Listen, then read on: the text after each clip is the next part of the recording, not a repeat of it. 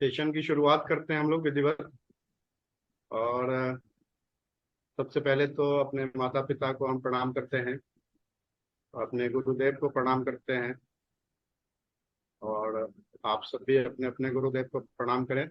थोड़ी देर आंख मूंद करके हम लोग जो है अपना ध्यान कर लें, थोड़ी गहरी सांस ले लें, ताकि अपने को कनेक्ट कर सकें इस विद्या से और अपने गुरुदेव लोगों से, जिनकी कृपा से हम लोगों को ये सब चीज़ें प्राप्त होती है, होती आई है, आगे भी होती रहेगी।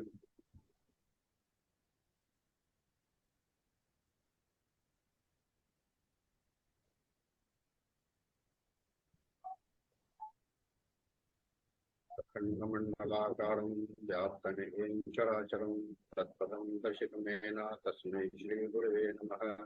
श्रीगुरुचरणकमलेभ्यो नमः। विनायकं गरुडानं ब्रह्मविष्णो महेश्वरां सरस्वतीं प्रणम्यादौ सर्वकामार्थसिद्धये। सुमुखश्चैकदन्तश्च कपिलो गजकर्णकः लम्बोदरश्च विकटो विघ्ननाशो विनायकः ब्रह्मकेतुरगणाध्यक्षो बालचन्द्रो गजाननः। द्वादशैतानि नामानि यः पठेच्छृणुयादपि विद्यारम्भे विवाहे च प्रवेशे निर्गमे तथा संग्रामे संकटेश्चैव विघ्नस्तस्य न जायते। गणेश जी को प्रणाम करते हुए, और आज का चूंकि जो सेशन है उसको हम लोगों ने पंचांग पे केंद्रित किया है, तो ऐसे तो इसमें जितने भी पार्टिसिपेंट्स हैं वो अपने अपने ढंग से ज्योतिष की शिक्षा ले रहे हैं, जहाँ से भी उनको समझ में आ रहा है। लेकिन आज के क्लास शुरू करने से पहले हम स्पेशली जो है दत्ता साहब और अपने राजीव जी को धन्यवाद ज्ञापन करना चाहेंगे, जिन्होंने बहुत सपोर्ट किया इसको। ये पूरा का पूरा प्रोग्राम जो है समझा जाए तो इन्हीं दोनों लोगों ने अरेंज किया है। मैं तो बस टूल की तरह इसमें बैठ गया हूँ आके। तो बहुत बहुत धन्यवाद आप लोगों का। आशा है कि मैं आप लोगों की अपेक्षाओं पर खरा उतरूंगा। और आज का जो क्लास है वो चूंकि पंचांग पे हम लोगों ने केंद्रित किया है, तो इसके विषय में मुझे यही कहना है कि ज्योतिष अगर हम लोगों को सीखना है, सभी लोग जीवन भर तो विद्यार्थी ही रहेंगे, लेकिन यदि हम लोगों को सीखना है तो जो सेटिस्फेक्शन एक एक जो होता है, सेटिस्फेक्शन होता है काम करने का, समझने का, वो चीजें जब तक पंचांग पे हम लोग नहीं आते हैं तब तक हम लोग को नहीं मिलती। मतलब चाहे कितना भी सीख लें, कितना भी पढ़ लें, ये मेरा अपना निजी एक्सपीरियंस है। अब आप लोग इसको अपने से कनेक्ट कर सकते हैं तो बताएंगे, लेकिन मेरा अपना ये निजी एक्सपीरियंस है कि पंचांग को समझे बिना, पंचांग को जाने बिना, पंचांग को यूज किए बिना जो भी ज्योतिष कार्य हम लोग करते हैं उसमें एक अधूरापन महसूस होता है। एक मतलब जो कॉन्फिडेंस लेवल की बात होती है उसमें थोड़ी सी कमी जरूर रह जाती है। तो जब जब इस तरह की चर्चा हुई कि ये क्लास होना चाहिए तो मेरा ध्यान हमेशा पंचांग पे ही गया। मैं ज़्यादा प्रेडिक्टिव के तरफ नहीं जाना चाहता हूँ अभी, इसलिए कि प्रेडिक्टिव तो बहुत सारे लोग सीख रहे हैं, सिखा रहे हैं, लेकिन जब तक हम लोग पंचांग को यूज करना नहीं सीखते हैं तब तक जो है हमारा काम अपने मन में लगता है कि अधूरा है। आप लोग सहमत हैं क्या इससे? जरूर सर, जरूर। तो ये जो क्लास जो हम लोगों ने जो डिजाइन किया है, आज तो डेमो क्लास रखा गया। मेरी तो इच्छा थी कि सीधा हम लोग क्लास में उतर जाएं, पर दत्ता साहब का कहना था कि आजकल एक ट्रेंड चल गया है कि भाई डेमो बताना पड़ेगा आपको। तो मैंने भी सोचा चलो ठीक है। तो डेमो क्लास का तो जो पर्पस होता है वो यही होता है कि जो भी पार्टिसिपेंट्स हैं, टू बी पार्टिसिपेंट्स, उनके जो भी डाउट्स हैं कोर्सेज को लेकर के, वो चीज़ें क्लियर होती जाए। तो इस सेशन में हम लोग उसी पे फोकस करेंगे। और पंचांग का नाम जब भी लेते हैं तो सारे लोग जानते हैं कि वार, तिथि, नक्षत्र, योग और करण, ये पांचों चीजों को ही पंचांग कहा जाता है। लेकिन जब मैं पंचांग को देखता हूँ तो मेरा ध्यान केवल इन पांचों चीजों के ऊपर नहीं होता है, बल्कि जब आपके हाथ में पंचांग आता है तो उसमें बहुत सारी चीजें छपी हुई है, और उसमें जो भी चीजें हैं उसको देखना, समझना और अपने जरूरत के हिसाब से इस्तेमाल करना, ये चीज पे हम लोग ज्यादा फोकस करेंगे इस पूरे सेशन के दौरान। तो मैं चाहूंगा कि जो लोग भी इसमें अभी मुझे सुन रहे हैं, वो लोग अपना जो भी कोर्स के लिए जो भी उनका डाउट्स है या जो भी वो कुछ पूछना चाहें, वो पहले उसकी भी शुरुआत कर दी जाए। तो अ, आप में से कोई भी अगर इसमें कोई सवाल जवाब करना चाहते हैं कोर्स को लेकर के, जी अनीता जी। जी सर, राम राम सभी को। राम राम। मुझे मतलब जैसे पता है कि तिथि, करण, होरा, योग, 5 चीजों से अपन मुहूर्त निकालते हैं। जैसे थोड़ा सा सब थोड़ा थोड़ा सारी जानकारी है ऐसी, बाकी एग्जैक्टली निकालने जाओ तो वो नहीं समझ आता है। तो आप इसमें ऐसे एक एक टॉपिक को अलग अलग पढ़ाएंगे? जैसे तिथि है, तिथि का क्या यूज है, कैसे उपयोग करेंगे हम उसका? जी पहले तो मैं क्लियर करूं कि पढ़ाऊंगा नहीं। अच्छा, मतलब फिर क्या सब होगा यहाँ पे? मालूम नहीं, मुझे सब बंदा ने जोड़ा है। सब लोग साथ में पढ़ेंगे। अनीता जी राम राम। एक मिनट में परिचय करा दूं आप लोगों को। अनीता जी ही है जो मुझे ज्योतिष में लाई, इस फील्ड में यही मुझे लेके आई हैं, और मेरी जी माँ जैसी हैं। ये मेरा हर कदम पे साथ देने वाली और बहुत ही अच्छी हैं। इसलिए मैंने आज इनको आप लोगों से जोड़ा। मैंने कहा आप देख लीजिए, सोने जा रही थी ये।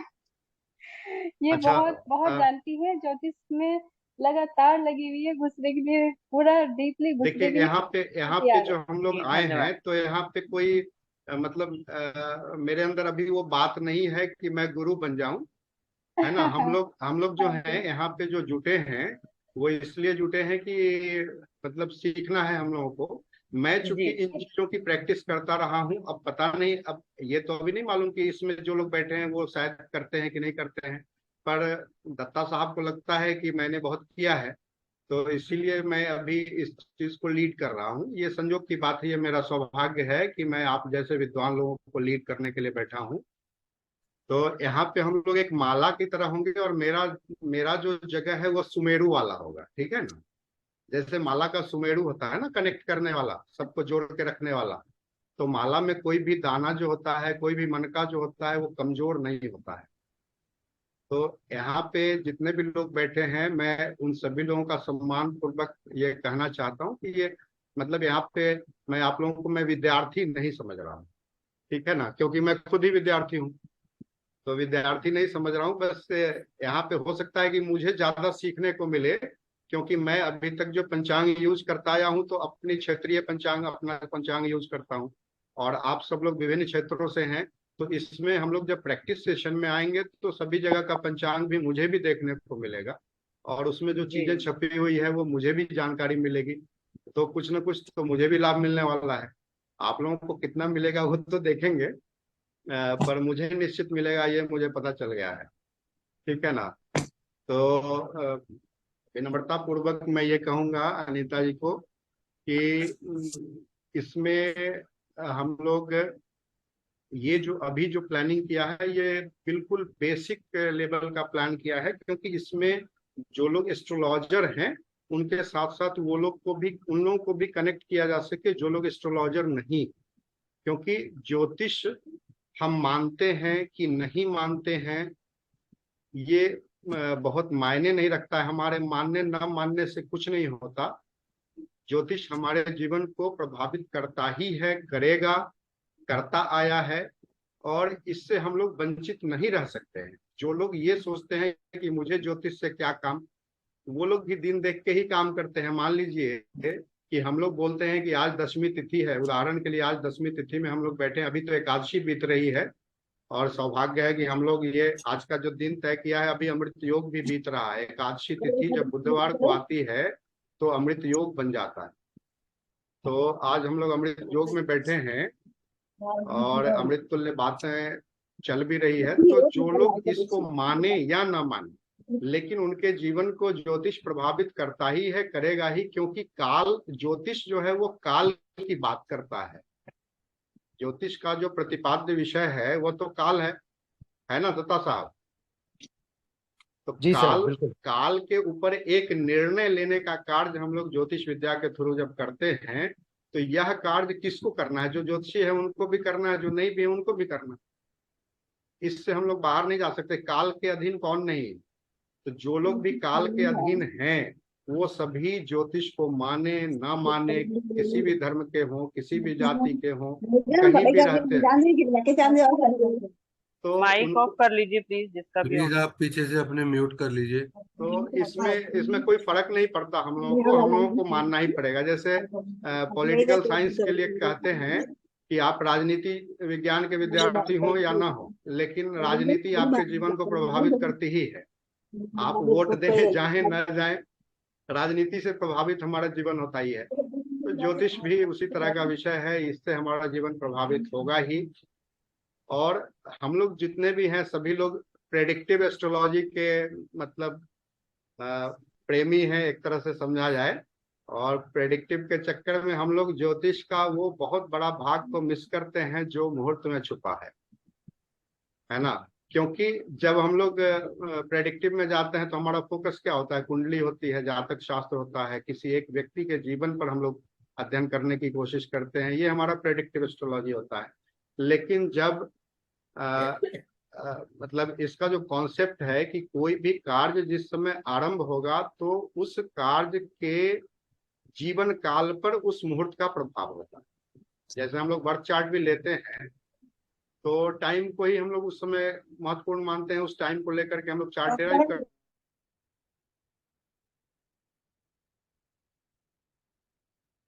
सर आवाज सर बंद हो आवाज गया। नहीं आ रही।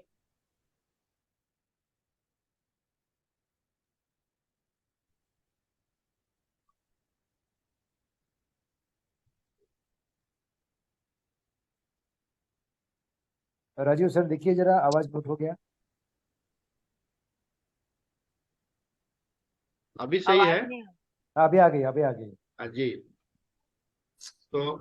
तो हम लोग कहाँ पे थे कि जैसे प्रेडिक्टिव एस्ट्रोलॉजी तो हम लोगों को चाहिए ही, हर जगह चाहिए, चूंकि ज्योतिषी के पास लोग पहुंचते ही इसी बात के लिए हैं। लेकिन उससे भी बड़ा पार्ट है जो हम लोग कोई भी काम, मतलब केवल कुंडली देखना नहीं, कोई भी कार्य हमको करना है। जैसे अभी ही हम लोग बैठ के इस कार्य को कर रहे हैं, तो इस समय में जो लग्न बीत रहा है, अभी आप मतलब ये समय तो रैंडमली रखा गया है, लेकिन मेरा लगन कुंभ है और आप चेक करेंगे अभी कुंभ लगन ही बीत रहा है। अब देखिए कैसे सेटिंग हुआ, किसने सेट किया इसको, है ना? ये हम लोग प्लान कर रहे थे कि संडे को भी कर सकते हैं, है ना दत्ता साहब? लेकिन फिर से मतलब ये घूम फिर करके यहाँ पे पहुंच गया। तो जो काम, मतलब ये चीजें कैसे निर्धारित होती है, नियंता कोई और बैठा है, इस चीज को हम लोगों को समझना ही होगा। और नवग्रहों को फिर से हम लोग एक बार प्रणाम करते हैं, जिनके कारण हम लोग यहाँ इस विषय के लिए बैठे हैं। तो हम लोग इसमें मतलब जो प्रेडिक्टिव पार्ट है ना, उसको हम लोग एडवांस में डिस्कस करने वाले हैं। अनीता जी, आपके सवाल का ही जवाब चल रहा है। जी मैम आपकी बात का ही जवाब चल रहा है। जी जी। तो उस जो प्रेडिक्टिव पार्ट है, हो सकता है कि डिस्कशन करते करते वो सब चीजें भी आ जाएं सामने, लेकिन प्लानिंग यही है कि उसको एडवांस में रखा जाएगा। मतलब इसका जो नेक्स्ट लेवल हम लोग करेंगे वो केवल एस्ट्रोलॉजर्स के लिए करेंगे। अभी जो हमने सोचा है वो ये कि जो लोग एस्ट्रोलॉजर नहीं भी हैं वो लोग भी पंचांग यूटिलाइज करें। क्योंकि मतलब जैसे आप लोग जब पंचांग बोलते हैं तो आपके मन में क्या उसका इमेज बनता है? कोई कोई बताएंगे जो लोग सुन रहे हैं? पंचांग वही हम लोग तिथि और ये सब देखने के लिए करते जी, हैं कि आज कौन सी तिथि है। जब भी हम लोग पंचांग बोलते हैं ना, तो हम लोग का ध्यान बस वही उन्हीं 5 चीजों पे जाता है जिसके बारे में प्रचारित किया गया है। लेकिन जब मैं पंचांग को देखता हूं तो पंचांग आपकी परंपरा को बताता है, ज्योतिष के विकास के क्रम को बताता है, आपकी क्षेत्रीयता को बताता है, आपके पर्व त्योहार रीति रिवाज सभी चीजों को बताता है।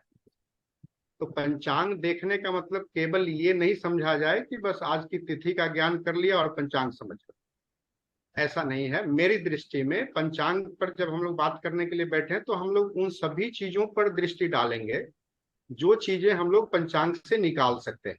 मुहूर्त तो बात की बात है ना, वो एस्ट्रोलॉजर्स का पार्ट हो जाए कि जैसे हमको गृह प्रवेश का मुहूर्त निकालना है, विवाह का मुहूर्त निकालना है, उपनयन का मुहूर्त निकालना है, यात्रा मुहूर्त निकालना है। तो ये सब चीजें जो कॉमन डेली जो हम लोगों का लाइफ है उसमें जो हम लोग को अभी कृषि क्षेत्र में देखिए, अभी जब आप देखेंगे तो बीज लगाने का, धान काटने का, धान बोने का, है ना, वर्षा के ऊपर बहुत सारी चीजें, सप्तनाड़ी चक्र वगैरह सब चीजें हैं। तो ये सब चीजें हम लोग एडवांस में उस सब चीजों को लेंगे। अभी हम लोगों का फोकस इसी पे रहेगा कि सर हम सब कुछ सीख पाएंगे, हर हर चीज का मुहूर्त निकालना? हाँ बिल्कुल सीख पाएंगे, लेकिन वो अगले अगले स्टेप में सीखेंगे। पहले हम लोग पंचांग को यूज करने का सीखेंगे कि पंचांग जब हम लोग देखते हैं तो उसमें जैसे जैसे आज के ही डेट में अगर लिया जाए, आप लोगों में से कोई आदमी है जिन जो पंचांग लेके बैठे हैं? आप सब में से कोई है? पंचांग तो नहीं है, कैलेंडर जरूर मिलेगा। मेरे अच्छा, पास है। कैलेंडर नहीं, कैलेंडर नहीं। मेरे देखिए, पास पंचांग नहीं है देखिए, सर। मेरे देखिए पास ये जो है इस तरह का पंचांग अगर आपके पास है तो ठीक है, नहीं तो सभी लोग कल खरीद लेंगे। आप जी। अपने अपने आप अपने अपने क्षेत्र का पंचांग खरीदेंगे। और ये जो मतलब एक ज्योतिषी बनने के लिए पहले एक परंपरा थी कि जैसे लोग आते थे ना कुछ पूछने के लिए, तो ये पंचांग लेकर के पंडित जी बैठते थे। और इस पंचांग एक शब्द बना हुआ है पंचांग पूजन, पंचांग की पूजा की जाती थी। अब सवाल है कि ये अब अभी नए लोग जो हैं, जो लोग भी इस विषय में आ रहे हैं, तो उन लोगों को ये सब चीजें बेमानी लग सकती है, लगता होगा कि अरे ये पंचांग पूजन भी क्या बात हो गई। लेकिन ये सब चीजें ये शकुन की चीजें होती हैं। जब भी हम लोग कोई चीज शुरू करते हैं तो जो शकुन का जो पार्ट है जिसमें हम लोग ये कोशिश करते हैं कि सभी चीजें हमारे अनुकूल घटना घटित हों, उसमें से वो चीजें जो पॉजिटिव एनर्जी को कलेक्ट करता है वो चीजें पंचांग पूजन से आती हैं। आप देखेंगे कि हमारे यहाँ जो देवताओं का कॉन्सेप्ट है उसमें मतलब हर चीज में हम लोगों ने देवताओं को ढूंढा है। तो तिथि को भी हम लोग देवता मानते हैं, वार को भी देवता मानते हैं, नक्षत्र को भी मानते हैं, योगों को भी मानते हैं और करण को भी मानते हैं। तो जब हम लोग पंचांग पूजन करते हैं तो तत्संबंधी देवता की आराधना करते हैं और उनका आशीर्वाद लेने के लिए हम लोग पूजन करते हैं। तो हमारे जो प्रेडिक्शन होते हैं उसमें उनका आशीर्वाद हम लोगों को मिल जाता है ना। तो ये पंचांग अभी, अब लोग बोल सकते हैं कि भाई पंचांग तो मोबाइल में भी अवेलेबल है, फिर ये आप इसके तरफ क्यों जोड़ दे रहे हैं। तो थोड़ा सा यहाँ पे मुझे ये कहना है कि जो मोबाइल वाला पंचांग है वो राहु देव की कृपा से हम लोगों को मिल रहा है, और ये जो पंचांग है ना ये बृहस्पति देवता की कृपा से हम लोगों को मिल रहा बिल्कुल सही। है। ठीक है। तो जी। तो राहु देवता में एक उनका बहुत बड़ा मेरिट है कि वो चीजें बहुत सारी देते हैं पर कभी भी छीन भी सकते हैं। मतलब उनके पास ये पावर है कि वो अपनी सारी दी हुई चीजों को कभी भी वापस ले सकते हैं। बृहस्पति देवता जब कोई चीज देते हैं तो वापस नहीं लेते। तो मेरे एक ना अंकल जी थे जो एस्ट्रोलॉजर थे।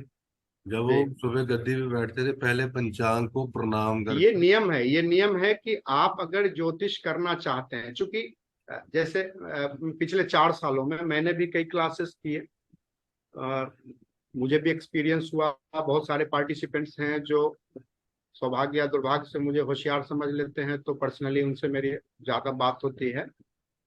तो कई जगह मैंने ये महसूस किया कि जैसे अभी जो ज्योतिष पढ़ने वाले लोग हैं ना वो इसको साइंस समझते हैं, अच्छी बात है, पर इसको फिजिक्स केमिस्ट्री जैसा साइंस समझते हैं।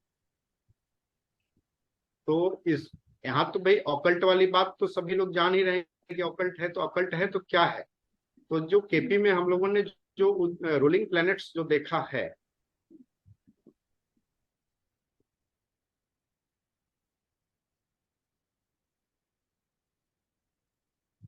जो केपी में हमने रूलिंग प्लैनेट्स देखा है, मतलब कोई नियंता है जो इन चीजों को गवर्न करते हैं।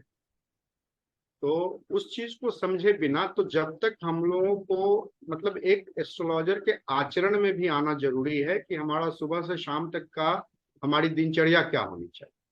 हमारे जीवन में थोड़ा सा उपासना की जगह होनी चाहिए, थोड़ा सा देवाराधन की जगह होनी चाहिए। इन चीजों को किए बिना मेरे समझ में अभी तक नहीं आया है कि इस विषय को पहचाना जा सकता है, परिचय लिया जा सकता है। मैं खुद भी पहले शिखा नहीं रखता था, तिलक नहीं लगाता था, है ना। लेकिन जब मैं इस विषय में मेरा प्रवेश हुआ विधिवत, मेरा प्रवेश तो बहुत पुराना है पर विधिवत जो प्रवेश हुआ तो मैंने इन चीजों को अपने जीवन में उतार लिया। अब मेरी स्थिति यह है कि मैं बिना तिलक का रहता हूं तो मुझे अपने खुद ही बुरा लगता है कि भाई लोग क्या कहेंगे, है ना। तो मतलब एक एसोसिएशन धीरे धीरे बन गया। और शास्त्र कहता है कि तिलकहीन ब्राह्मण को प्रणाम करने से कोई लाभ नहीं होता। सर जो तिलक का जो भी तो महत्व है ना, कौन किस कलर का तिलक लगाएगा।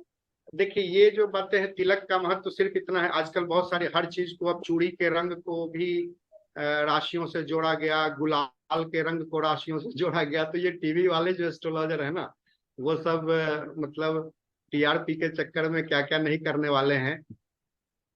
तो हम लोगों को वहां नहीं जाना है। लाल लाल रंग जो है वो हम लोगों का एनर्जी का प्रतीक है और हमारे मूलाधार चक्र से कनेक्टेड होता है। तो तिलक का जो बेसिक कलर है वो लाल ही है। रोली जिसको बोलते हैं, सिंदूर बोलते हैं, सिंदूर महिलाएं यूज करती है, रोली पुरुष लोग यूज करते हैं। हनुमान जी और सिंदूर की कहानी सब लोग जानते ही हैं। हनुमान जी तो पूरे शरीर में ही सिंदूर लगा लेते हैं, लाल देह लाली लस है। तो ये लाल रंग ही मूलतः तिलक के लिए है। और इसमें जो स्वाधिष्ठान चक्र है वहां पर दोनों के कलर को जब आप मिक्स करेंगे तो भगवा रंग बन जाता है। तो लाल और पीला का मिश्रण उसमें हो जाता है। पीला आने से थोड़ा बृहस्पति देवता का प्रभाव हो जाता है। लेकिन सभी लोग जानते हैं काल पुरुष की पहली राशि जो है मेष राशि है। मंगल उसके अधिष्ठात्री ग्रह हैं। तो उनका रंग तो लाल ही है ना। और सिर भी हमारा जो है उनके जुरिडिक्शन में आ जाता है, काल पुरुष के मेष राशि के जुरिडिक्शन में आता है। और फिर इसका योग शास्त्र से भी संबंध है, आज्ञा चक्र को जागृत करना। तो तिलक का तो बहुत सारा है। अब लेकिन तिलक का डिजाइन जो होता है ना वो थोड़ा सा संप्रदाय से संबंध रखता है। वो संप्रदाय से संबंध रखता है। तो वैष्णव तिलक होते हैं, शैव तिलक होते हैं, शाक्त तिलक होते हैं। ये तीन महत्वपूर्ण ढंग से हैं। तो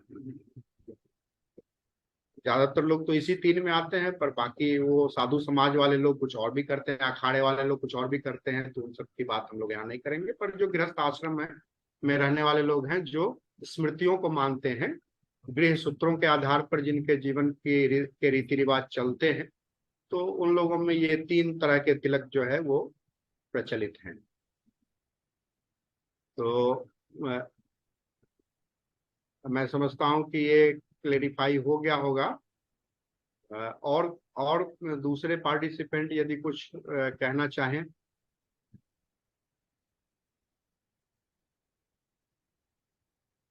हेलो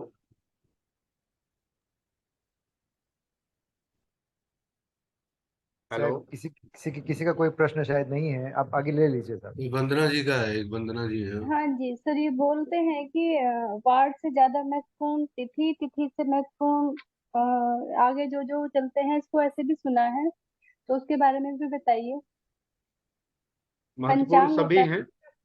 हाँ जी। महत्वपूर्ण सभी हैं। जब हम लोग मुहूर्त की बात करते हैं तो उसमें पंचांग शुद्धि, पंचांग शुद्धौ करके एक सबसे महत्वपूर्ण शर्त आती है कि जैसे कोई भी चीज के लिए मुहूर्त देखना हो, कार्य के हिसाब से ही मुहूर्त देखा जाता है। नक्षत्रों का चयन, वार इत्यादि का चयन सभी कार्य के ऊपर निर्भर करता है।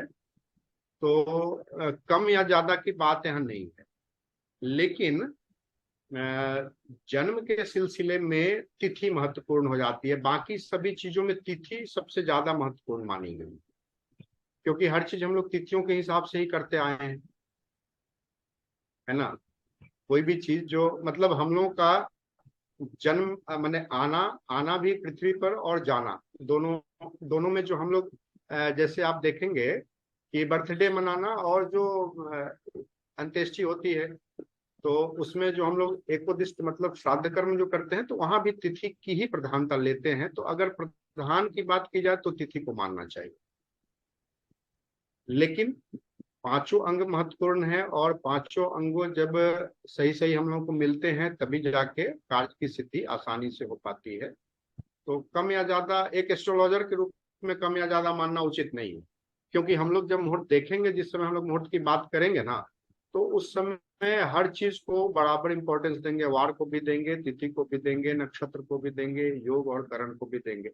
ज्यादातर एस्ट्रोलॉजर्स या पंडित जी जो मुहूर्त निकालते हैं वो योगों पर तो बिल्कुल ही ध्यान नहीं देते हैं, ज्यादातर नक्षत्रों को लेकर के ही काम कर लिया जाता है।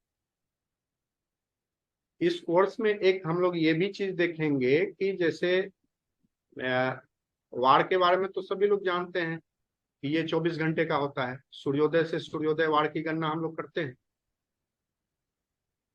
लेकिन तिथि तिथि का जो भोग काल होता है ना, वो कभी दिन में ही समाप्त हो जाता है, कभी रात में समाप्त हो जाता है।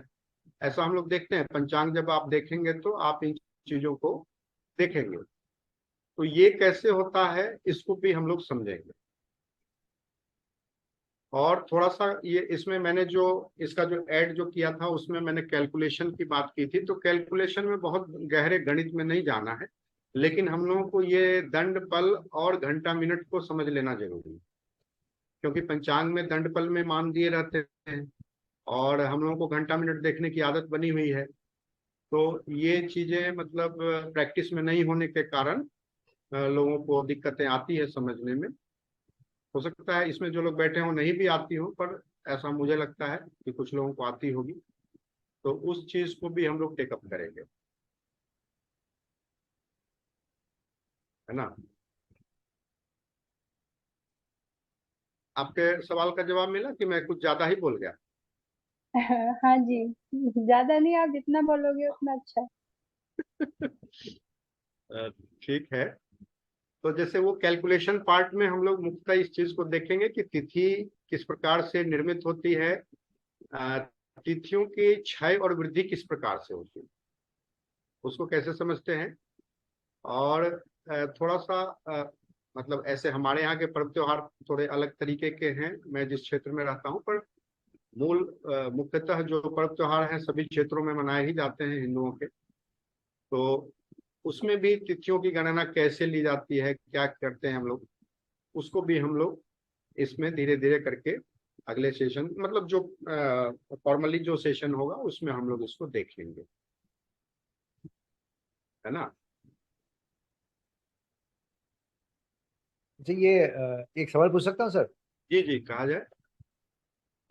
जैसे आपने कहा कि मुहूर्त निकालने के लिए सारे पंचांग के सारे अंगों को देखा जाता है। अभी हमें उसके बारे में तो उतनी विशेष जानकारी नहीं है, लेकिन फिर भी कहीं ना कहीं सुना है कि जो नवतारा सिस्टम है हमारा, हम्म। तो वहां पे नक्षत्र हमारे हित में कौन सा है, क्या है, क्या इसका भी योगदान कुछ है जी, मुहूर्त नव निकालने में? अब इस कोर्स में हम लोगों ने उसको भी आपने देखा होगा कि वो जो ऐड में हम लोग जो डाल रहे हैं उसमें नवतारा को हम लोग टेकअप करेंगे। तो जी नवतारा जो है ये हम लोगों को ये बताएगा कि नक्षत्रों की सूची में कौन कौन से नक्षत्र हमारे लिए शुभ होने वाले हैं। जी जैसे आज भरणी नक्षत्र अभी बीत रही है ना, जी मेरा मेरा जन्म जो है वो अश्विनी नक्षत्र में है। मैं कल के बारे में विचार कर रहा था कि कल का ही डेट रख लूं, लेकिन कल मंगलवार था, नौमी तिथि थी। जी तो नौमी तिथि रिक्ता तिथि के अंतर्गत आती है। और हालांकि जब नौमी तिथि मंगल और शनिवार को जब पड़ती है तो वो शनिवार को सिद्ध योग का निर्माण करता है, और मंगलवार को जब पड़ता है तो वो राज्यप्रत योग का निर्माण करता है। फिर भी रिक्ता तो रिक्ता ही है ना। और जी दूसरा कि मंगलवार जो होता है वो शिक्षा के लिए हम लोग नहीं उपयुक्त मानते हैं, जी तो इसीलिए हमने इसको एक्सटेंड किया बुधवार। और आज जो भरनी तिथि है, यद्यपि उसके देवता यम हैं, पर मेरा जन्म अश्विनी नक्षत्र का है तो ये संपत तारा में आता अच्छा, जी बढ़िया बिल्कुल। तारा, बढ़िया है ना। तारा है। तो आज का सही। जो डेट सिलेक्शन जो मैंने किया उसमें भी ये सारी चीजें मैंने देखा है।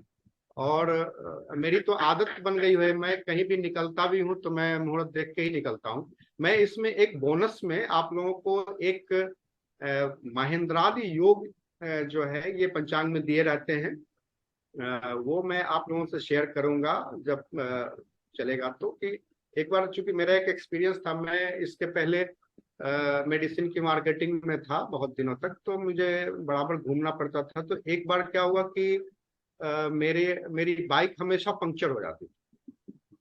जब मैं कहीं निकलता था बाइक पंक्चर हो जाती थी। तो उसी से मेरा चूंकि पंचांग से जो नाता है ना वो 1997 से है। 1997 से मुझे पंचांग से मेरा संबंध बना हुआ है। मैं पंचांग हर वर्ष खरीदता हूँ और शुरू से मेरी इच्छा रहती थी कि मैं पर्व त्योहार पंडित जी से ना पूछ के खुद से देखना शुरू करूँ।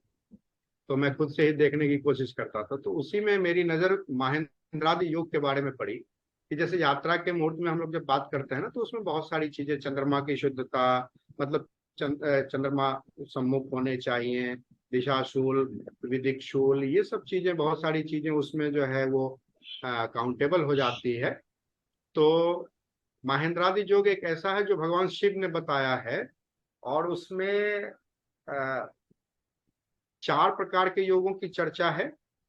और वो 4 प्रकार के योगों को सिर्फ हम लोगों को कैलकुलेट करना आना चाहिए। मतलब दंड पल को घंटा मिनट के मान में बदलना यदि हमें आ गया तो हम लोग उस महेंद्रादि योग से हम लोग अपनी यात्रा का डेली, मतलब डेली जो हमारी यात्रा होती है, जैसे बिजनेस के लिए भी हम लोग निकलते हैं, अपने काम के लिए निकलते हैं, बस ट्रेन पकड़ने के लिए निकलते हैं, तो उसमें हम लोग कैसे उसको यूज कर सकते हैं, मैं उसका बड़ा इस्तेमाल करता हूँ।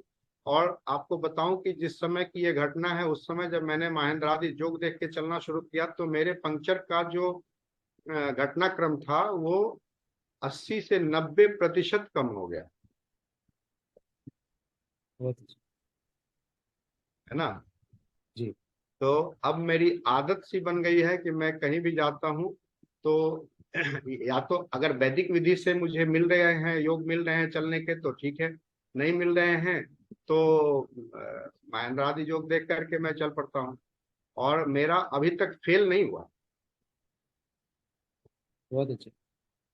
है ना।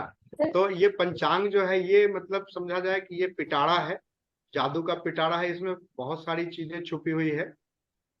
मैं भी सारी चीजों को नहीं जानता हूँ, विनम्रता से मैं यही कहूंगा कि सारी चीजें मेरे लिए भी नोन ही है, ऐसी बात नहीं, पर मेरा प्रयास है कि मैं चीजों को जानूं।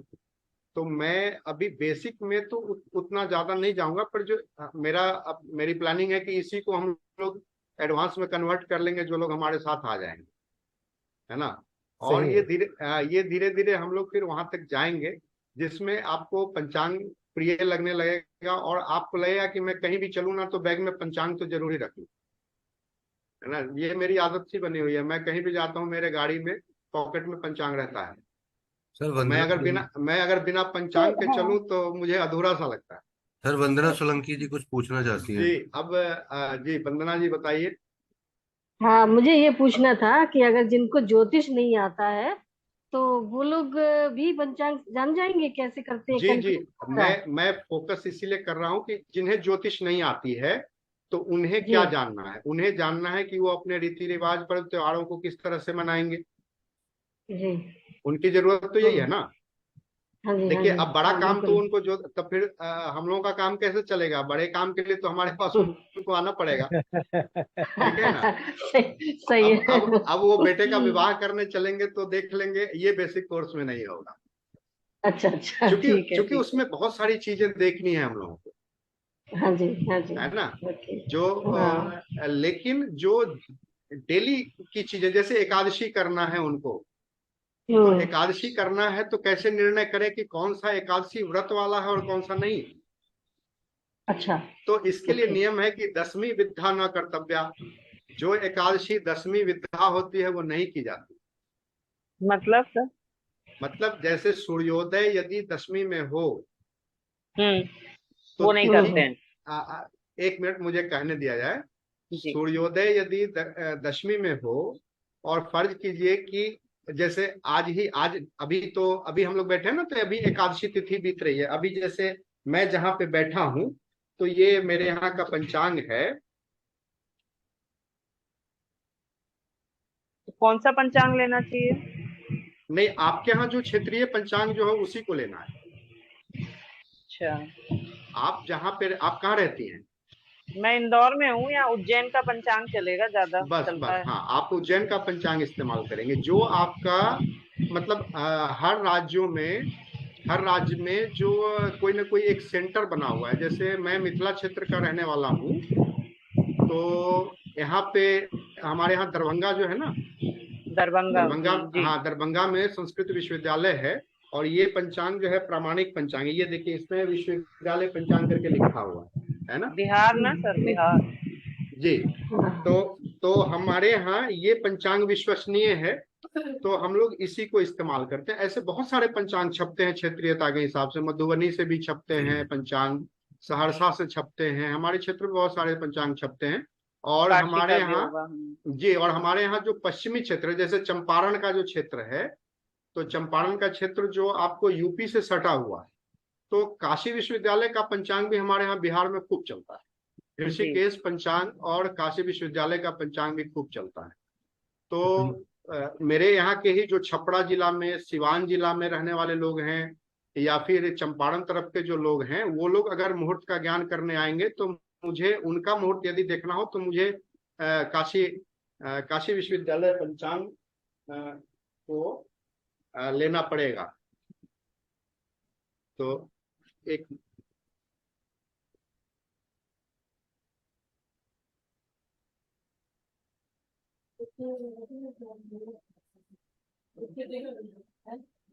मिनट, थोड़ा बैटरी में हमारा लोड है, मैं इसको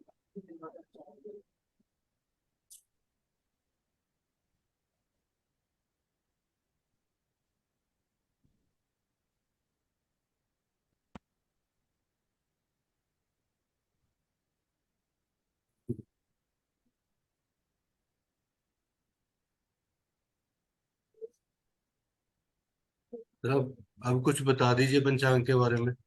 तो जो मैं इसमें ये बताना चाह रहा था कि जैसे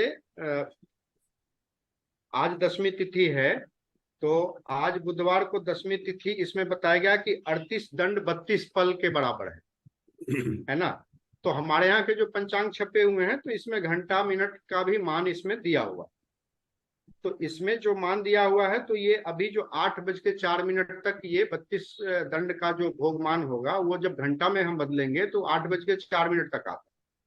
तो 8:04 के बाद हमारे यहाँ अभी एकादशी तिथि का भोग काल शुरू हो गया है। तो आज के डेट में भी एकादशी हुई, और कल जो है, कल बृहस्पतिवार को सूर्योदय होगा एकादशी में।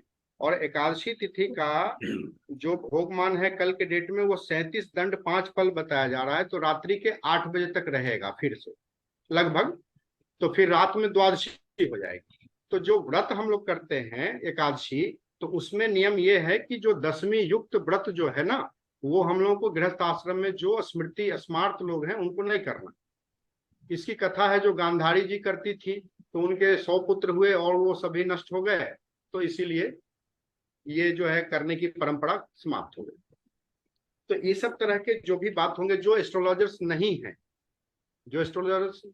नहीं है, तो उनको, उनकी जरूरतें तो इन्हीं सब चीजों से होगी। तो ये सब चीजें हम लोग इसमें कवर करेंगे, और बीच बीच में जो सवाल आएंगे उसको भी देखेंगे हम लोग, है ना।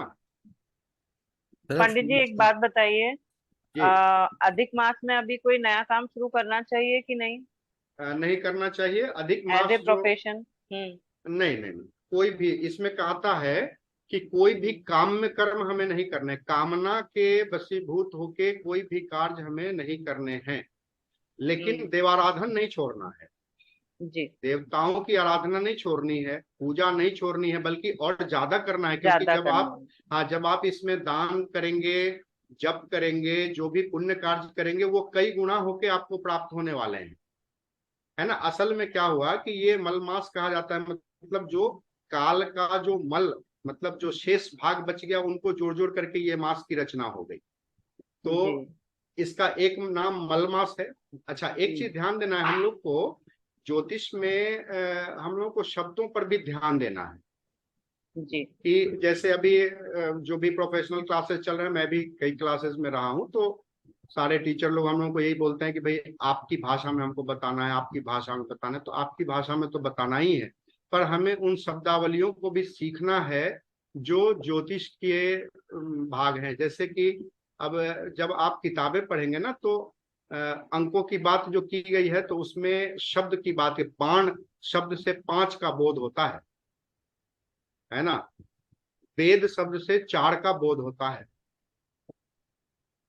त्रिगुण शब्द से 3 का बोध होता है। तो ये सब चीजें आपको जो है पंचांग में जब देखने चलेंगे तो इन चीजों पर भी ध्यान देना। जैसे हम लोग देखते हैं ना, कुंडली भी देखते हैं, तो कैसे हम लोग बोलते हैं केंद्र त्रिकोण। केंद्र किसे कहते हैं, त्रिकोण किसे कहते हैं। फिर उसी में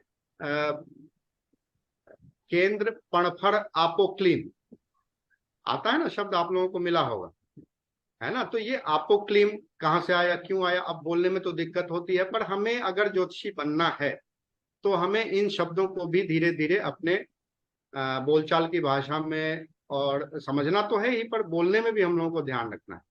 तो चीजों को हम लोगों को सीखना भी है, समझना भी है, बोलना भी है, भागना नहीं है इन चीजों से। ये सारी चीजें जो क्लासिकल चीजें हैं, इन चीजों को भी हम लोगों को देखने का अभ्यास करना चाहिए। तो इस कोर्स में हम लोग धीरे धीरे यूज्ड होंगे। जब आप पंचांग पकड़ेंगे ना, तो धीरे धीरे ऑटोमेटिकली आपका जो है ये सब चीज अपने आप होना शुरू हो जाएगा। मतलब आपको कोई बताएगा नहीं कि करना है, अपने आप करने लगेंगे।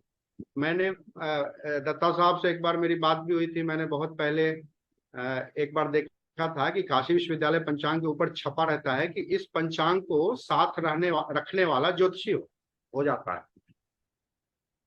तो मैं जिस समय छोटी उम्र में था और पंचांग खरीदता था, तो मैंने वो देखा, तो मुझे बड़ी हंसी आई कि भाई ये कैसे हो सकता है। पर जब आप अब इतने दिनों बाद जब मैं आप लोगों के सामने बैठा हूँ, तो मैं आज बोल सकता हूँ कि ये उसी पंचांग की देन है कि आज मैं आप लोगों से बैठ के बात करने लायक हूँ, है महादेव ना। जी की कृपा है। जी। तो धीरे धीरे अपने आप मतलब आपके अंदर वो चीजें आ जाएंगी कि ये भी जान लेते हैं, ये भी जान लेते हैं, ये भी जान लेते हैं। आपकी क्यूरियोसिटी बढ़ती चली जाएगी। प्रेडिक्टिव में देखिए, प्रेडिक्टिव करना है, प्रोफेशनली करना है, मैं मना नहीं करूंगा, लेकिन प्रेडिक्टिव से ज्यादा मजा आपको इधर आने वाला। प्रेडिक्टिव में बहुत मजा आप लोगों ने लिया भी है, मैं जानता हूँ, लेकिन उससे कहीं ज्यादा मजा जब हम लोग एडवांस लेवल में जाएंगे और जब आपको खुद अच्छा लगेगा कि कोई आदमी आपसे पूछ रहा है कि आज मैं यात्रा करूं कि ना करूं, और आप उसे देख के बताएंगे, और अगर वो ये बताएगा कि नहीं हमारी यात्रा आज की सफल हो गई, तो आपको कितनी संतुष्टि मिलेगी।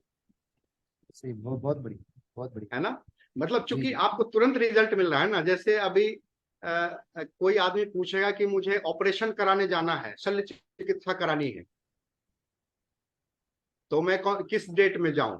अब जैसे किसी को इमरजेंसी होगी, तो यहाँ तो भाई हम लोग आलोचना कर सकते हैं कि भाई डॉक्टर के पास जाना है तो ज्योतिषी से पहले पूछेंगे। लेकिन अगर किसी को मान लीजिए कि डॉक्टर ने प्रिस्क्राइब कर लिया कि भाई, कर दिया कि भाई 1 महीना आपके पास टाइम है, आप देख लीजिए, है ना, तो उस समय वो आपकी सहायता ले सकता है जा तक। तो आपसे अगर कहे कि मुझे शल्य चिकित्सा के लिए कोई मुहूर्त बताइए बढ़िया, और आपने उसको बताया सॉरी, और अगर वो शल्य चिकित्सा उसकी अच्छी हो जाती है और उधर से रिपोर्ट आता है कि भाई बहुत बढ़िया से सफलतापूर्वक हो गया, मैं स्वस्थ हो गया, तो आपको कितनी खुशी मिलेगी। बहुत बहुत बढ़िया, वही तो सीखना चाहते हैं सर। है ना। तो ये सब चीजें जो है ना, इसमें मतलब बहुत मजा आने वाला है अगर हम लोग इसको इस रूप में ले तो, है ना। सर मेरा मानना ये है कि ये जो पंचांग है ये ज्योतिष का बीज है। मेरुदंड कहिए इसको, मतलब रीढ़, है ना। हाँ, तो क्योंकि जब तक ये बीज, इसमें बीज पेड़ नहीं बनेगा, हम ज्योतिषी कैसे बन जाएंगे। अच्छा, एक चीज है, मैं ये दावा नहीं करूंगा कि इस कोर्स को करने के बाद आप सभी लोग एकदम से पंचांग के विशेषज्ञ हो जाएंगे। मैं तो कुछ ऐसा इनलाइटमेंट दे देने वाला हूँ, सिद्धि, है ना, कि बस उसके बाद तो फिर कोई बात ही नहीं रह जाएगी। ऐसा कुछ नहीं मैं दावा करूंगा, लेकिन मैं आपको मजबूर जरूर कर दूंगा कि आप पंचांग देखने लगेंगे। धन्यवाद सर। धन्यवाद धन्यवाद सर। ठीक है ना। मुझे अभी याद आ रहा है, जब छोटे होते थे ना, अंकल जी के पास बैठते थे पंजाब में, तो हमारे जो लेडीज आती हैं उनके क्वेश्चन क्या आते, गाय भैंस बीमार हो गई, ये हो गया, मतलब बड़े अजीब अजीब तरह के क्वेश्चन आते थे। वो पंचांग उठाते थे और देखते थे, एक कुंडली बनाई और दवाई दे दी। अच्छा, आपके पंचांग में वो आप जब देखें, अभी जैसे हम लोग केवल तिथिवार मतलब ये तो सभी लोग जानते हैं, पर जी, पंचांग में आपको ग्रह स्पष्ट भी दिए रहते हैं, आपके लग्न स्पष्ट भी दिए रहते हैं, अभी देखना है ना। कैसे इसको।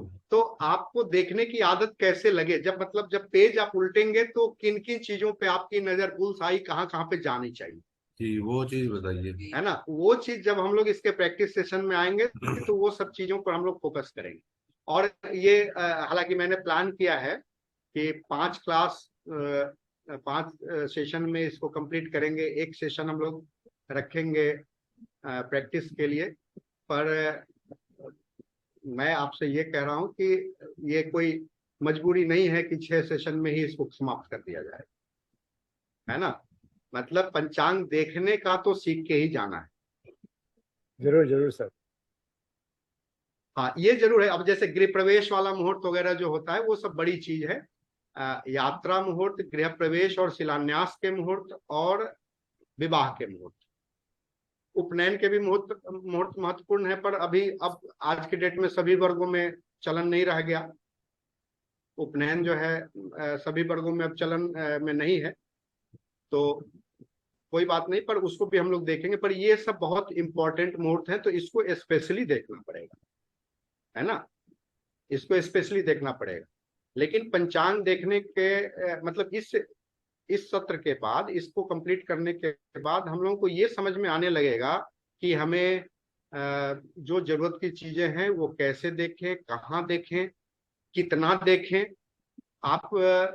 आप चाहेंगे ना तो केवल पंचांग की सहायता से कुंडली भी ट्रेस कर लेंगे बिना लग्न साधन किए हुए, है ना। जैसे हम लोग जब पढ़ाई शुरू करते थे तो इष्टकाल निकालना था, इष्टकाल निकालना सीखते थे। भवभोग भयात बोलते हैं, सर्वर्क्ष या गतर्क्ष, मतलब जो नक्षत्रों के मान होते हैं, गत नक्षत्र वर्तमान नक्षत्र, उसके हिसाब से महादशा अंतर्दशाओं का ज्ञान करना। ये सारी चीजें हम लोग हाथ से भी करते थे, 1997-98 ये सब में करते थे। और उसमें लग्न स्पष्ट करना भी होता था। तो लग्न स्पष्ट करने में जो आपके पंचांग में सारणियां दी रहती है, तालिकाएं दी रहती है, आप चाहेंगे तो उसको देख करके आप सीधा लग्न स्पष्ट कर सकते हैं। टेंटेटिव होगा, मतलब एग्जैक्ट नहीं होगा, लेकिन लग्न का आपको मालूम चल जाएगा कि जातक जो अभी जन्म लिया है वो किस लग्न का अच्छा। है ना। अच्छा, जब इसमें ऐसा नहीं है कि अब जब पंचांग की बात करते हैं तो प्रेडिक्टिव बिल्कुल खत्म हो जाएगी। सबसे बड़ा प्रेडिक्टिव तो यही है कि किसी जातक का जन्म हुआ और उस समय यदि शुभ योग व्यतीत हो रहे हैं तो उसका जीवन शुभ ही जाएगा ना। जी सबसे बड़ा प्रमाण तो वहीं से हमको मिल गया। जी। जो लोग पंचांग में इंटरेस्ट रखते हैं उनको मालूम है कि जब हम लोग जीविका की बात करते हैं, प्रोफेशन की बात करते हैं, तो करण जो है हम लोगों का जन्म का वो बहुत प्रभावशाली भूमिका निभाता है ना। तो ये फाइनेंस के इसमें करण का रोल सबसे बड़ा होता है सर शायद। फाइनेंस में नहीं कह सकते, लेकिन आप जैसे जीविका मतलब वृत्ति का निर्धारण, जो हमारा प्रोफेशन डिसाइड जो हो रहा, जी जी। तो हाँ, तो जैसे प्रोफेशन डिसाइड हो रहा है तो हम लोग सीधा 10वें भाव में चले जाते हैं। अगर हम लोग नाड़ी में गए तो शनि को लेके हम लोग आगे बढ़ जाते हैं, करते जी हैं ना। जी जी। तो अगर वैदिक में जाते हैं तो वैदिक में बहुत विशद इसकी बात होती है। वो तो बोलता है कि पहले लग्न से 10वां भाव देखो, फिर चंद्र से 10वां भाव देखो, फिर सूर्य से 10वां भाव देखो, तीनों में जो बली हो उसको निकालो, है ना। फिर ग्रहों का बल को भी देखो, षडबल को देखो, विंशोपक बल को देखो, अष्टक वर्ग तो पे जाओ। अष्टक वर्ग को देखो, है ना। अब उसके बाद दशाओं के चक्रों को भी देखो कि अब मान लीजिए कि किसी का 10वें भाव के स्वामी शुक्र हैं और उसको दशा शुक्र की मिल ही नहीं रही है, तो क्या वो जीवन में कोई वृत्ति नहीं करेगा? करेगा। है ना, करेगा। तो कई कई बार प्रोफेशन डिसाइड करने में हम लोगों को दशाओं को भी देखना जरूरी होता है कि अगर मान लीजिए कि बहुत अच्छे योग हैं और दशाएं उनकी अनुकूल नहीं आ रही है तो उनका काम बहुत अच्छा नहीं चलेगा। जी और ऐसा हम लोगों को बहुत सारा उदाहरण मिलता है कि काम उनका अच्छा नहीं चल पाता। तो ये जब हम लोग डिसाइड करते हैं ना, तो वहां पे जो बीज है, मतलब जो बीज वाला बात है, वो करण से हम लोग को लेना है। ओके वो करण से हम लोगों को लेना है। 11 करण ही होते हैं, ज्यादा है नहीं। तो कितना मतलब मतलब चीजें आसान हो गई ना, पंचांग के अगर ऊपर आ जाते हैं तो चीजें आसान हो गई कि आप जी पहले करण को देख ले, फिर करण का संबंध जो है पृथ्वी तत्व से होता है। और पृथ्वी तत्व जो है राशियों में अगर हम लोग देखेंगे तो अग्नि पृथ्वी वायु तत्व का ये चक्र है। जी तो जो वृषभ राशि हो गई, दूसरी राशि हो गई, है ना, ये ओके पृथ्वी तत्व वाली राशियां हम लोग अपनी कुंडली में पकड़ लेंगे। जी 2 6 10। 2 6 2 6 10 10 को पकड़ लेंगे। हम्म। अब वो 2 6 10 में जो ग्रह बैठे हुए हैं उनका कनेक्शन भी हम लोग देखेंगे, है ना। तो जी ये सब चीजें आपको धीरे धीरे अपने आप रिलेशन बनाने में आ जाएगा। ऐसा नहीं है कि अगर हम लोग आज पंचांग डिस्कस करेंगे, तो मैं तो घोषणा जरूर कर रहा हूं कि इसमें प्रेडिक्टिव पार्ट को हम लोग नहीं लेने वाले। ये केवल मतलब इसको हम लोगों ने ऐसे डिजाइन किया है कि मैक्सिमम लोगों को, क्योंकि मेरा मानना है कि जब हम लोग पंचांग देखते हैं ना, तो अपनी सनातन परंपरा से जुड़ जाते हैं। जी बहुत बहुत बढ़िया। तो ये असल में हमारे लिए धर्म प्रचार का कार्य है। पंचांग से लोगों को जोड़ना, ये धर्म प्रचार का काम है। हम लोग जिस धर्म को मानते हैं उसके लिए भी थोड़ा थोड़ा योगदान कर दें, जी जी है ना। तो बिल्कुल ऐसे लोग रहेंगे तभी तो हमारी पूछ भी रहेगी, बिल्कुल बिल्कुल। जरूरी है। है ये ना। जो हफ्ते में कितनी बार कोर्स रखेंगे सर ये? ये क्लास कितने होंगे? अ, मेरा तो आइडिया ये था कि आप लोगों से ही डिस्कस करते, जो लोग आ जाते हैं ना इनरोलमेंट में। जी तो ऐसे मैंने 2 क्लास का सोचा है। हफ्ते तो में 2। 3 हफ्ते में इसको कर लेने का सोचा है। आप लोगों का सजेशन भी इसमें विचारणीय रहेगा, कोई रिजिडिटी नहीं है। जी जी अच्छा, ये सीखने के बाद बहुत सारा घर पे हमको उसका अभ्यास भी करना पड़ेगा कि टाइम कैसे क्या है वगैरह, क्योंकि उसके लिए फिर एक 2 दिन या 3 दिन वो तय कर सकते हैं। एक एक बहुत अच्छे टीचर हैं भदौरिया साहब। जी तो उन्होंने जब क्लास शुरू किया ना, तो उन्होंने सबसे पहले जो है, एक तबला वादक, जो हमारे यहाँ के सबसे बड़े तबला वादक कौन है, जाकिर हुसैन सर। जाकिर हुसैन। तो उनका तबला वादन का एक वीडियो उन्होंने दिखाया, ठीक है। और उन्होंने उस वीडियो को दिखाने के बाद ये कहा कि इस वीडियो को हम चाहे जितनी बार भी देख ले, तबला बजाना नहीं सीख सकते। सही बात। तो तबला बजाना सीखने के लिए तबला पर हाथ फेरना पड़ेगा, उंगलियां चलानी पड़ेगी। जी तो जी पंचांग एक ऐसी चीज है कि आप चाहे कितना भी प्रैक्टिस कर लें, पारंगत होना बड़ा मुश्किल है। जी तो उसको आपको डेली थोड़ा थोड़ा करना ही है। प्रैक्टिस करना पड़ेगा। हाँ, अब रही बात कि डाउट क्लियरेंस में मेरी सहायता की जरूरत जहां जहां पड़ेगी, जी तो मैं अवेलेबल रहूंगा, जी सर, धन्यवाद सर। है ना। जी जी और कब से शुरू कर रहे हैं सर ये कोर्स? अ, मेरा विचार है कि आज का जो डेमो है इसको करने के बाद 2-3 दिन का गैप ले लेते हैं इनरोलमेंट के लिए। जी क्या विचार फीस आप? कितना है सर? फीस तो 2500 रुपये रखे गए हैं। बहुत बढ़िया बहुत बढ़िया। ज्यादा तो नहीं लग रहा? नहीं नहीं सर, इतना ज्यादा तो है। पूछना पड़ेगा। ज्यादा नहीं। सर 30-30 हजार दे के आए हैं, 25 क्या है। इसीलिए, नहीं तो इसीलिए तो थक गए हैं ना, इसीलिए अब सीधा इसीलिए मतलब बहुत लाखों रुपए लग गए। हाँ, देखिए, मैंने 21 हजार तो के कोर्स किए हैं सर। 30,000 तो एक जगह लगे हैं। मैं जोड़ने लगूं तो लाख क्रॉस कर जाएगा मेरा। हाँ सर, मेरा हो भी गया, लाख इतना हो लाख गया। ये में चले गए। 2,500 जो रखी है फीस सर, बहुत बढ़िया रखी है सर, कोई भी हम आराम से कर पाएंगे। बहुत जी बढ़िया जी, है। Thank you thank you. तो इसमें मतलब प्रयास यही है कि मैक्सिमम लोग आए, मैक्सिमम लोग आए, यही प्रयास है। और इसके बाद जो हम लोग करेंगे ना, मतलब जो भी लोग आएंगे ना, तो मुझे लगता है कि फिर हम लोग एक बार चालू होंगे तो हो जाएंगे, जी है ना। इसमें सर ये सब चीज पढ़ा के मुहूर्त निकालना वगैरह सिखा देंगे। हाँ, वो एडवांस वाले में करेंगे। मुहूर्त जो निकालेंगे हम लोग, जैसे ये सामान्यतः तो आप खुद भी करने लगेंगे, आप खुद ही पूछेंगे कि ये मैंने निकाला है सही है कि नहीं। जो प्रैक्टिस वही सेशन करेंगे उसमें उतना आखिर ही क्या तैयार करने है। वाले हैं, जी उसमें तो ये करना पड़ेगा, नहीं तो प्रैक्टिस का मतलब क्या रहेगा।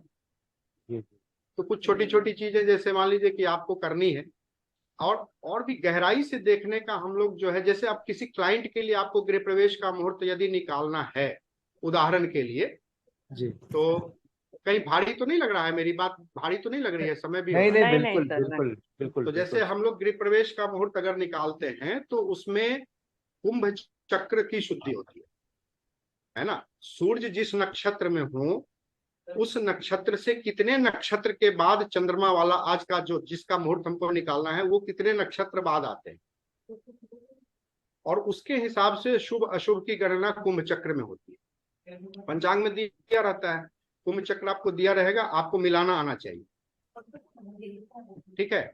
और बहुत कम लोग जानते हैं कि जो एक होता है वाम रवि विचार, जो हम लोग फाइनली मतलब हमारा स्टेप किस समय घर के अंदर होना चाहिए, गृहपति जो होंगे उनका पहला कदम घर के अंदर किस समय डालना चाहिए, तो उसमें वाम रवि विचार भी है कि कौन सा लग्न हमको चुनना है। और प्रत्येक जातक के लिए चंद्रमा से 8वां 4 8 12 को अच्छा नहीं माना गया है। आप जब जिस समय मुहूर्त में आएंगे ना, तो 4 8 12 चंद्रमा का 4 8 चंद्रमा से 4 8 12 वाले लग्न जो होते हैं वो अच्छे नहीं माने गए हैं। क्यों नहीं माने गए हैं भाई, ये मोक्ष त्रिकोण में आते हैं, ये तो छुटकारा दिलाने वाले हो जाते हैं ना। जी जी। तो हम लोग घर क्यों बनाए, छुटकारा पाने के लिए कि रहने के लिए। रहने के लिए। जी तो हमारा तो भाई वहां पे भोग करना उद्देश्य है ना, जी काम काम हमारा उद्देश्य है, मोक्ष तो हमारा उद्देश्य है नहीं। तो जी 4 8 वाले जो लग्न होते हैं उसको भी हम लोग त्याज्य मानते हैं, लग्न से भी जो 4 8 12 वाले होते हैं उसको भी त्याज्य मानते हैं। तो इस जी तरीके से जब आप देखेंगे ना, तो एक जातक के लिए पूरे साल में 1 या 2 ही मुहूर्त आपको मिलेंगे। जी। इसीलिए जब मुझसे लोग दिखवाने आते हैं तो मैं आदेश करता हूं, मैं उनसे रिक्वेस्ट नहीं करता हूं कि इस डेट में आप कर पाएंगे क्या, अच्छा, क्योंकि जब मैंने मुहूर्त निकाल के उनको दिया तो वो पूरे पंचांग का सर्वश्रेष्ठ मुहूर्त होगा। जी। अब आपको क्या करना है, सर्वश्रेष्ठ चुनना है कि नहीं चुनना, नहीं, क्यों आए जरूर थे, जरूर सर, है जरूर ना। जरूर। तो जी तो ज्योतिषी जो है वो इसके लिए नहीं है, आपका काम है मुहूर्त का आदेश करना, आपका काम रिक्वेस्ट करना नहीं है कि सर आप इसमें कर लेंगे क्या, जी। ये तो शायद कर पाए। गिड़गिड़ाने वाली बात हो गई। हाँ, ये नहीं बात है। हमारे जी यहाँ जी जब प्रश्न आएगा तो हम जब मुहूर्त की बात करेंगे तो हम उसे आदेश करेंगे कि आपको ये कार्य इसी दिन करना है। जी। तो ये बहुत ताकत जब बढ़िया। आ जाएगी तब हम लोग क्लाइंट के लिए देखेंगे ना। जी जी। नहीं, उतना तो तैयार ये, होना है सर, आपको परेशान करके छोड़ेंगे जब तक नहीं हाँ, सीखते, तो अभी आप चालू किए। ये सब चीजें हम लोग एडवांस में करें, जी जी क्योंकि अभी हम लोग उनके लिए भी हैं अवेलेबल जिनको ज्योतिष नहीं करनी है, प्रोफेशन जिनके लिए नहीं है, जी लेकिन ज्योतिष उनको जाननी है। क्योंकि वो उसी तरह की बात है कि हम इन्वायरमेंट साइंस भले ना पढ़ें लेकिन इन्वायरमेंट में हम रहते हैं, जी बिल्कुल। सांस लेते हैं। जी, तो भले कार्बन डाइऑक्साइड की समझ हमको ना हो, ऑक्सीजन की समझ हमको ना हो, पर सांस लेना तो नहीं छोड़ सकते। नहीं सही बात। तो सूर्य भगवान का रोशनी लेना नहीं छोड़ सकते, जी चंद्रमा की चांदनी लेना नहीं छोड़ सकते, तो ज्योतिष मानना ही पड़ेगा, है जी ना। यदि आप धूप छोड़ने के लिए तैयार हैं, चांदनी छोड़ने के लिए तैयार हैं, सांस लेना वायु का प्रयोग करने के लिए प्रयोग छोड़ने के लिए तैयार हैं, तभी आपके लिए ज्योतिष नहीं है, अन्यथा है। जी जी। सर वंदना जी का क्वेश्चन है भाई। जी सर मैम। मैं पूछ रही थी, हाँ जी, अगर किसी का लग्न ही 4 8 12 है तो उसके लिए तो वो सीधा सीधा मोक्ष की नहीं नहीं तरफ नहीं जा रहा नहीं, है। ये 4 8 12 आप वैसे नहीं समझेंगे। लग्न से 4 8 12, लग्न जहां भी है तो वो तो फर्स्ट हाउस हो गया हमारा, और चंद्रमा भी जहां है उसको भी वैदिक ज्योतिष में बराबर का माना गया है। ये एक मतलब ये ज्योतिष के दर्शन का क्षेत्र हो जाता है कि चंद्रमा को ही क्यों माना गया। जैसे मान लिया किसी का चंद्रमा लग्न में 12 नंबर में ही आ गया, ठीक है। तो वो मोक्ष की तरफ जा रहा है ना, इसका मतलब सीधे सीधे। ये जब हम लोग उसका लाइव प्रेडिक्शन करेंगे तो वहां पे हम लोग ऐसा सोचेंगे कि उसकी प्रवृत्ति जो है वो छोड़ने में ही होगी, हाँ, है 12 ना। लग्न में देख रही हूँ मैं, कई सारी लेकिन कुंडलियां तो। लेकिन लेकिन मान लिया जाए कि अगर अब जैसे कालपुरुष की ही कुंडली लेते हैं तो 12वें भाव को हम लोग मीन राशि से ले लेते हैं, है ना। तो मीन राशि से जब हमने लिया तो छठा मतलब कन्या राशि उसके सप्तम उसका 7वां हो गया, और छठा होगा। 8वां जो है 8वां तुला राशि हो गई। चंद्रमा से 8वीं राशि तुला हो जाएगी ना वंदना मैम। हाँ जी, हाँ जी, कैसे अगर लग्न में चंद्रमा है? नहीं नहीं, आपने 12 में बताया ना चंद्रमा। हाँ जी, वो तो एक एग्जांपल के लिए पूछा ना कि अभी 12 में ही अभी है तो या एग्जाम्पल छठा। की ही बात कर रहे हैं।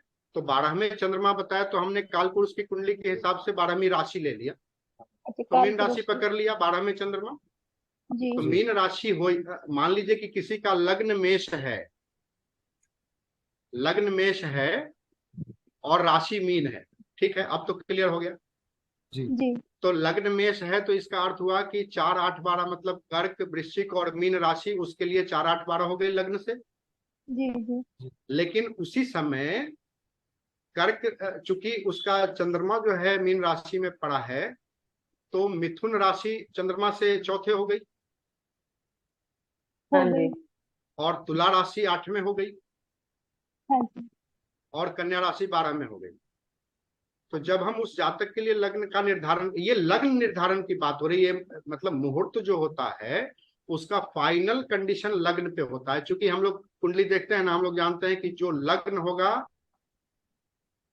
उसका 8वां भाव ही उस कार्य की समाप्ति का संकेत देगा। तो सर एक क्या? पद्धति ऐसी भी है कि लगन जो निकालते हैं तो उसमें अष्टम खाली होना चाहिए, सप्तमेश अगर हम हाँ शादी हाँ का देख रहे हैं तो सप्तमेश हाँ, खाली होना चाहिए, होना चाहिए होना चाहिए। चंद्रमा की स्थिति तो देखेंगे।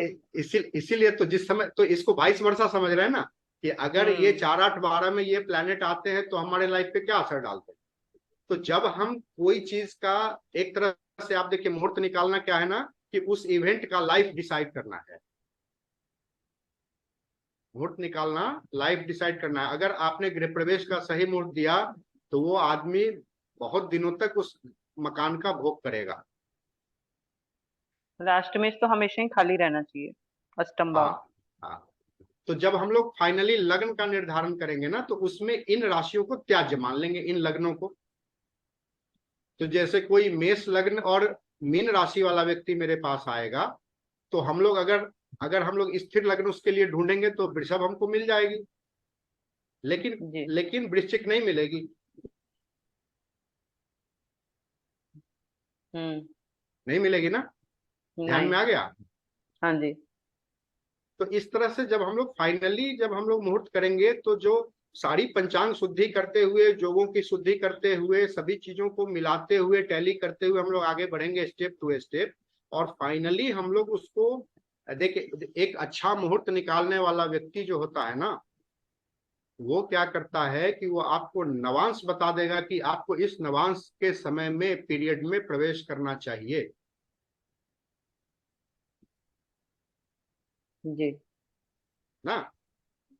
अब कई बार ऐसा होता है कि अब हम लोगों को अब जैसे अभी देखिए, अभी प्लेनेट, आप गोचर की स्थिति को देखिए। अभी मान लीजिए कि अभी मेष राशि में राहु तो अभी नवंबर तक रहेंगे। जी अक्टूबर। अक्टूबर में बदल। हाँ, मतलब अक्टूबर तक रहेंगे। जी। बृहस्पति वहीं पड़े हैं। हम्म। मेष राशि में जो काम करना चाहिए मेष लग्न में, उस काम को करने में तो अभी पूरे संवत भर हम लोगों को समस्या है। लेकिन यदि हमारी मजबूरी हो कि मेष लग्न ही चुनना है तो क्या करेंगे, तो फिर हम लोग मेष राशि के नवांश में जाएंगे। जी। तो ये सब चीजें मतलब एडवांस लेवल की बात है, और वहां पर जाकर के ये सब चीजें, लेकिन उसको पहले इन चीजों को समझने के लिए पहले हम लोगों को ये तिथि वार नक्षत्र का भोगमान कैसे होता है, योगों को कैसे हम लोग करेक्ट कर सकते हैं। अब जैसे वैधृति योग, विश्वकुंभ योग, ये सब योग जो होते हैं ना, उसमें काम नहीं करना चाहिए। 27 योग होते हैं ना सर, वो जी, नक्षत्र जैसे 27 नक्षत्रों के 27 योग भी बन योग जाते होते हैं। हैं। अच्छा, एक इसमें पार्टिसिपेंट कुमार राज्यवर्धन जी आए हैं क्या? सर एक पंडित जी एक चीज और पूछ लूं। जी, मेरे को भाई ये थोड़ा सा मतलब क्लियर नहीं होता कभी, एकादशी तिथि का जैसे कल व्रत करेंगे तो पारण कैसे करना चाहिए? पारण जो बड़ा है, कंफ्यूजन रहता है, सब कोई कुछ बोलेगा कोई कुछ बोलेगा। अच्छा तो लोग क्या क्या बोलते हैं यही बता दीजिए पहले, फिर मैं अब बोलूंगा। वही है कि अब पारण का टाइम अलग अलग होता है कि आप 8:30 कभी 7:30 ऐसे कुछ टाइम रहते हैं, कुछ दोपहर में भी हो जाते हैं, फिर आप खाना बनाओ भोग लगाओ ऐसे। अब जो बोलते आए बाकी एग्जैक्टली तो कुछ पता नहीं है कि कैसे होता है, हम तो अ, करते रहते हैं बस। व्रत खाने जो को होता है लेके ना, भी है ना, खाने को व्रत जो लेके भी होता है है। वो सूर्योदय से सूर्योदय हम लोग लेते हैं। जी जी। तो जैसे कल प्रातः सूर्योदय होगा, व्रत आरंभ हो जाएगा। हाँ जी। तो एक गलती हम लोगों से हो जाती है कि हम लोग स्नान करने में विलंब कर देते हैं। नहीं मैं तो जल्दी, हमारे यहाँ तो जल्दी हो आपकी जाता है बात नहीं हो रही है। मतलब मैं तो हमेशा से ही तो बस वो जी, हो जाता तो है जी। पूर्वज पूर्वज लोग कहते आए हैं कि आप जितना जल्दी स्नान करें उतना बिल्कुल। जल्दी आपका व्रत आरंभ माना जाएगा। तो इस चीज को पहले समझ लेना है। क्यों स्नान करना जरूरी है? क्योंकि शौच, निद्रा और मैथुन, ये 3 कार्य के बाद शरीर अपवित्र हो जाता है, और ये स्नान करने से शुद्ध होता है।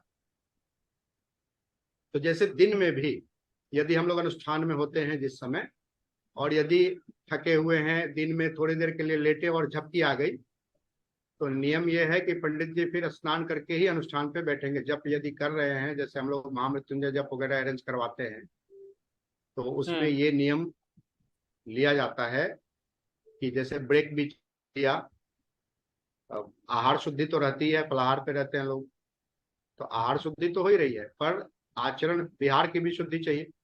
तो वहां पे यदि दिन में हम लोग फर्ज कीजिए कि लेटे और झपकी आ गई, नींद आ गई, तो अब जो फिर सेकंड सेशन में जब पे बैठेंगे हम लोग, तो पहले स्नान करेंगे, और स्नान करने के बाद चूंकि बिना स्नान किए हमारे शरीर की शुद्धि नहीं होती है, तो ये नियम पूर्वजों का, ऋषियों का बनाया हुआ है। तो इसलिए चूंकि रात्रि में हम लोग नींद से उठते हैं और प्रातः प्रातः रात्रि के बाद उठते हैं नींद से, तो बिना स्नान किए हमारा शरीर शुद्ध नहीं होता है। इसीलिए अभी आधुनिकता के दौर में तो किचन में हमारे घर की स्त्रियां चली जाती हैं, वैसे ही चाय तो बनती है सुबह सुबह। पहले के समय में बिना स्नान किए स्त्रियों का प्रवेश निषिद्ध था, किचन में लोग नहीं जाते थे। बहुत सही तो नियम थे पंडित जी पहले से, अब तो सब बिगड़ गए जी, हैं। अभी फिर से आना पड़ेगा हम लोगों को। आना पड़ेगा सब, जी, वही पद्धति और धर्म तो अपनाना अभी पड़ेगा। अभी जब हम लोग ये सब सेशन जब करेंगे ना इस तरह का, अब वो प्रेडिक्टिव वाले में तो ये सब चीजें छूट जाती है। हम्म। इसलिए मैंने कहा कि आपको डेली लाइफ कैसे जीना है ना, ये चीज आपको पंचांग बताए। बहुत बढ़िया, बहुत बढ़िया। तो मेरा क्योंकि आंसर तो रह ही गया अभी बाकी। आपका आंसर अभी दे ही रहे हैं, वो चूंकि मुझे थोड़ा ज्यादा बोलने की आदत है, माफ कीजिएगा। तो नहीं नहीं आपका कोई आंसर बात दे नहीं, रहे हैं। ज्यादा ही सीखने तो मिलेगा। हाँ, तो सूर्योदय से व्रत का आरंभ हो गया, और कल जैसे बृहस्पतिवार है, तो परसों शुक्रवार के प्रातः काल जिस समय आपके यहाँ का सूर्योदय होगा, आपका जी। स्थानीय सूर्योदय, उस समय आपका व्रत समाप्त हो जाएगा। उसके बाद आप पारण करने की अधिकारिणी बन जाएंगी। वो किस तरह कर किया जाता है कि नहीं नहीं, मतलब भोग कुछ बना? नहीं। कुछ नहीं। आप सुबह में अपनी दिनचर्या करेंगी ना, स्नान कर लेंगी, जी। सूर्योदय होते ही आप स्नान कर लेंगी, हम्म। और स्नान करने के बाद जो आपकी दैनिक पूजा है उसको आप पहले कर लेंगी। जी। और उसके बाद एकादशी का पारण में तो हर एकादशी का कुछ कुछ मतलब सीजन के हिसाब से, अब जैसे कार्तिक में आंवला रहता है, पर अब कहीं हम्म। पे कुछ नहीं मिल रहा है, तो तुलसी दल का इस्तेमाल हम लोग कर सकते हाँ वो कर लेते हैं। हैं तो हम। गंगा जल और तुलसी हाथ में लेकर के, ये ब्रह्म मुहूर्त हम्म। होता है, ये सॉरी जी। मुहूर्त बोलते हैं, ये ब्रह्म तीर्थ होता है। हम लोग को हम्म। आचमन करने के लिए इसी पॉइंट को यूज करना होता है। तो ओके। इसमें आपको जल लेना है और इस तरह से ले लेना है, वही पारण हो गया। बस उसके बाद फिर कुछ भी ले सकते हैं। आपका व्रत उसके बाद समाप्त हो गया। अच्छा इसमें ठीक। चावल का बोलते हैं कि चावल चावल का का भोग निषेध है लगाओ। और उसके बाद दान किया जाता है। एकादशी में चावल बिल्कुल नहीं चलेगा, नहीं, लेकिन पारण हम में लोग ये बोलते हैं कि जैसे एकादशी को हम भोग चावल लगाते ही हैं। खाते हैं, लेकिन एकादशी में जो पारण करते हैं वो चावल का ही भोग लगता है अग्निदेव को, ऐसे सुना है सर। हाँ, चावल का इसलिए लगता है कि चावल की ही तो निषिद्धता आपको रखी गई है ना। तो जो उसको चीज खाना आपने नहीं होता। छोड़ने का व्रत लिया, उस हम्म। चीज को प्राप्त करेंगे तभी तो व्रत टूटेगा। नहीं, समझ नहीं आया मतलब इसमें ना। बहुत सारे लोग मैंने सुने हैं, ऐसी औरतें देखी हैं जो चावल ही खाती हैं, भले मीठे चावल बनाए, उसको खीर बनाए या खिचड़ी बनाए, तो उसी का भोग लगा के कंडे पे जो अग्नि प्रज्वलित करते हैं उसी में उसका भोग लगाते हैं, फिर उसी को खाते हैं। कि चावल का एकादशी में नहीं खाना और पारण इसी से करना है। एक एक चीज समझा जाए, पारण तो हमारा हो गया, वो गंगा जल और तुलसी से तुलसी, हो हाँ। गया। हम्म। अब आपका व्रत समाप्त हो गया। अब आप आहार की बात कर रही हैं।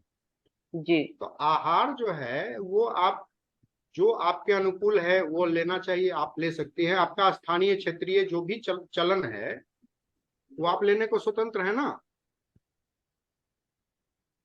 पर यहाँ पे एक सवाल और ये आता है, पुरी जो द्वारका जगन्नाथपुरी में तो हमेशा ही चावल बनता है, हमेशा ही। ठीक है, पर वो वहाँ एकादशी हो चाहे कुछ भी हो। उस देखिए जो तीर्थ स्थान है ना, हम्म। उनकी वहाँ की बात हम लोग नहीं करेंगे, क्योंकि वहाँ पे परंपरा के हिसाब से कार्य होते हैं। हाँ, वो और वही चीजें समझ नहीं और रहती। हम लोग जो गृहस्थ जीवन जीते हैं ना, तो हम लोगों के लिए जो हम्म। व्रत त्योहार मनाने का तरीका बना हुआ है, ये गृह सूत्रों और स्मृतियों के द्वारा निर्देशित है। तो अलग है वो। इसमें हाँ, तो इसमें जो हम लोगों को निर्देश मिला है, हमें उसी का पालन करना। जी तो जी। निर्देश यही है कि व्रत आपका 24 घंटे का 60 दंड का है, सूर्योदय से सूर्योदय उसकी मान्यता है। अगर बृहस्पतिवार के सूर्योदय से व्रत का आरंभ हुआ तो शुक्रवार के सूर्योदय में वो व्रत समाप्त माना जाएगा। और आप ठीक है। स्नान करेंगी, तुलसी दल और गंगाजल लेकर के आप पारण कर लेंगी। उसके बाद आपको जो भी आपके क्षेत्रीय आहार का चलन है उसका प्रयोग करेंगे। लेकिन प्रयास करना चाहिए कि पारणा वाले दिन शुद्ध आहार ही लिया जाए।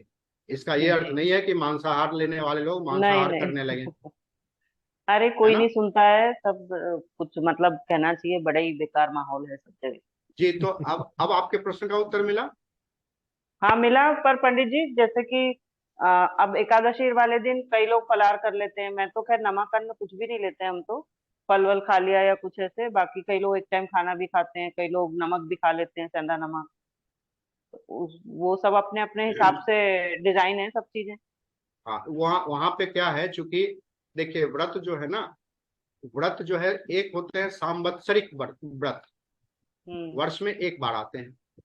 जैसे वट सावित्री, हम्म। जैसे दीपावली, भीमसेनी 11। है ना। ये सब चीजें वर्ष में जो एक बार आती है।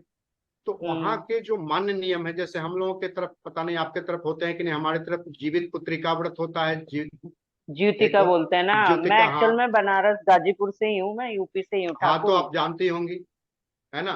तो जीवित हम्म। पुत्रिका में क्या होता है, निर्जला होता है। अभी जी हमारे बिल्कुल। क्षेत्र में छठ व्रत होता है, आप लोग सुने होंगे। हाँ जानती छठ हूँ। व्रत में निर्जला होता है। तो वहाँ जो सांवत्सरिक व्रत जो होते हैं उसमें कोई भी हम्म। डेविएशन नहीं कर सकते। ये लेकिन भादों की इस चौथ आएगी अभी। हाँ, लेकिन बाकी जैसे एकादशी जो है ये पाक्षिक व्रत हो जाते हैं, कृष्ण पक्ष में भी आते हैं, शुक्ल पक्ष में भी हाँ। आते हैं। तो हम्म। ऐसे व्रत जो होते हैं ना, ये शारीरिक क्षमता के हिसाब से होते हैं। ऐसे मतलब व्रत तो श्रेष्ठ निर्जला ही होता है। जी। लेकिन हमें क्या करना है कि व्रत के भाव को समझना है, व्रत आपको क्यों कराया जा रहा है। व्रत का अगर आप गौर करेंगे ना, तो व्रत में अभी हम लगता है विषयांतर हो रहा है, चूंकि हम तो भाई रुकेंगे नहीं, आप पूछेंगे तो हम बोलते चले जाएंगे। ठीक है। जी। ये हमारी समस्या है। तो बाकी बाकी लोग माफ करेंगे भाई,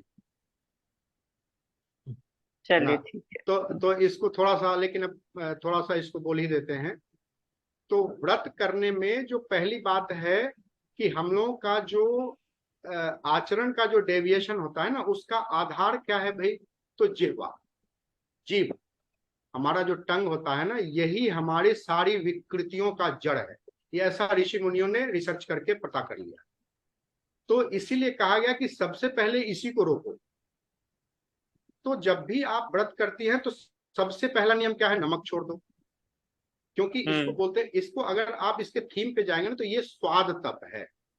आपको सबसे पहले आपका भोग की शुरुआत स्वाद से होती है ना? तो आपको सबसे पहले शिक्षा ये मिले कि भाई स्वाद के चक्कर में मत पड़ो। अगर तुमको योगी बनना है, योग पे चलना है, योग मार्ग पे अगर तुम्हारी इच्छा है चलने की, तो तुम स्वाद के चक्कर में मत रहो। तो हमें प्रैक्टिस कराई जा रही है कि सबसे पहले नमक छोड़ो। उसके बाद हमको प्रैक्टिस कराई जा रही है कि अन्न छोड़ो। तो सेकंड स्टेप मतलब हम लोगों को व्रत को कैसे उत्तरोत्तर कैसे हम लोगों को इसको लेना है। तो सबसे पहले जो लोग अभी शुरुआती दौर में है, जिनको पहली बार व्रत करना है, तो उनको केवल नमक छोड़ना चाहिए मेरे समझ से। अब एक बार में उनको निर्जला का दे देंगे तो भाग खड़ा होगा, व्रत करेगा ही नहीं। गैस्ट्रिक का पेशेंट बन जाएगा, कहेगा कि भाई हिंदू धर्म बेकार चीज है। तो ये गुरु लोग जो भी हैं, जो लोग व्रत का निर्देश देते हैं, उनको ये ध्यान देना है कि जो सामने वाला आदमी है उसकी शारीरिक मानसिक क्षमता क्या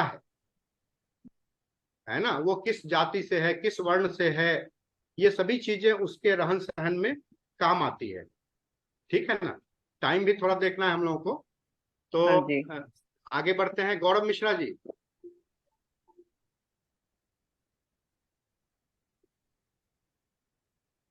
गौरव Mishra ji unmute. Rajiv sir, hello. Hello. हाँ गौरव जी बोलिए। जी सुन रहे हैं आपकी बातों को। नहीं, आपका वो हैंड रेस था, कुछ सवाल है? नहीं, वो आ गया है सर, आपने बता दिया। अच्छा, चलिए कोई बात नहीं। तो 1.5 घंटे लगभग हो गए हैं। जी जी जी। तो जी अगर आप आनंद लोग जी, आनंद जी। हाँ सर। आनंद सर। हाँ सर। जी सर आज आपको पता चल गया होगा, जब जहाँ सब क्लास में बोलते थे तो गुरुजी राजीव जी कैसे चुप करवा देते थे।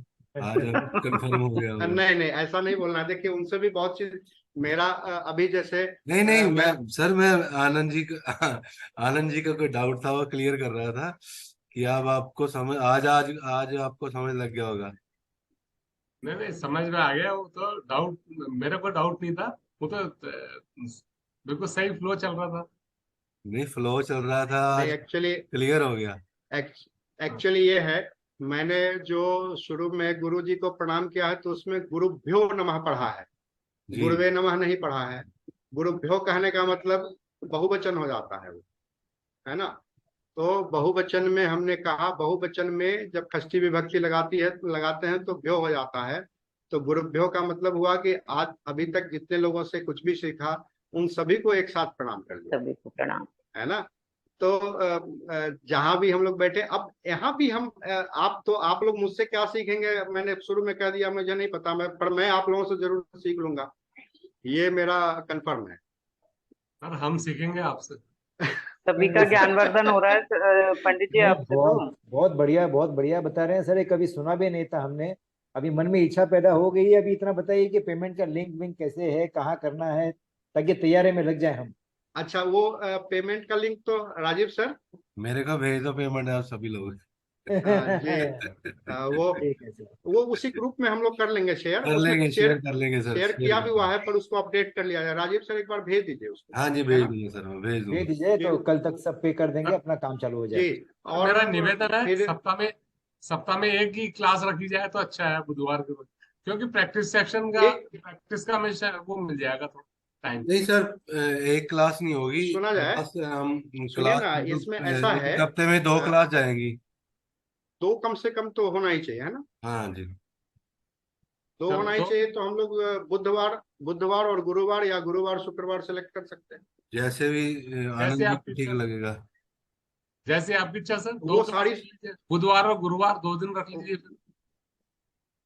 हाँ सर, हाँ साथ साथ रख लेते हैं सर, गैप मत डालो बीच में। हाँ, गैप मत रखो। हाँ ठीक है। मुझे देखिए, मैं कोई प्रोफेशनल टीचर तो हूँ नहीं कि मैं दिन रात पढ़ाता रहता हूँ कि मुझे स्लॉट खोजना है ना। सर आप आज बहुत मैं अच्छा तो पढ़ा रहे हैं सर। धीरे धीरे बना देंगे आपको। बन जाएगा लेकिन अब बन ये जो है सारा का सारा सेशन जो है, ये दत्ता साहब हंस रहे हैं, है ना। राजीव राजीव राजीव सर, राजीव जी को है ना, अरे ये नहीं सारा सर, श्रेय इनको है, दत्ता सर को है क्या? नहीं हमारा तो प्रयास तो था मैं कि तो मैं पंचांग तो जो यहाँ है पे बैठा हूँ। ये सब सीखने मैं का। देखिए ज्योतिष कोई भी कंप्लीट, हम कभी भी अपना जीवन चाहे एक जन्म ले, दो जन्म ले, इसको कंप्लीट नहीं कर सकते। हाँ, नहीं हो ये सकता, है कि जो नहीं हो इस सकता। जीवन में हम सीख ले वो बहुत बढ़िया है। जी जी सही बात। जहां से भी ज्ञान मिले वही वो और तेरी वो। तेरी एक बूंद के प्यासे हम। जी ठीक, जी जी बिल्कुल। जी जी जी। देखिए सर भी अब हमें सिखाएंगे, हम क्वेश्चन करेंगे, उनका भी ज्ञानवर्धन होगा। जी जी नहीं, लेकिन मजा आ गया सर, इतना जी नहीं सोचा था कि पंचांग इतना विस्तृत है, इतना बड़ा है। आज एकदम बहुत बढ़िया, मजा आ गया। सर मैंने तो जी, देखा इसमें है, पहले तो पंचांग को प्रणाम करके फिर गद्दी पे बैठते थे बिल्कुल ज्योतिषी। बिल्कुल, मतलब मेरा तो सुबह का नियम है कि मैं सुबह उठता हूँ तो पंचांग, मैंने वो एक अपने लिए ग्रुप बना लिया है, तो दूसरे लोग क्या फायदा उठाएंगे वो तो अलग बात है। पर मेरा फायदा यह है कि मैं सुबह सुबह पंचांग उसमें डालता हूँ, और मैं हाथ से लिख के डालता हूँ, मैं कॉपी नहीं करता। बहुत बढ़िया। आजकल तो नेट पे अवेलेबल है, जी तो बाकी लोग भी पंचांग डालते हैं, वो क्या करते हैं बस वहां से उठाया उसको सीधे चिपका दिया। मैंने अपने ग्रुप में एकदम से मना किया हुआ है कि कोई भी आदमी अगर खुद से टाइप करके पंचांग लिखे तभी वो पोस्ट कर सकता है। तो बहुत मैं बढ़िया। पंचांग को पर डे अपने हाथ से एडिट करता हूँ।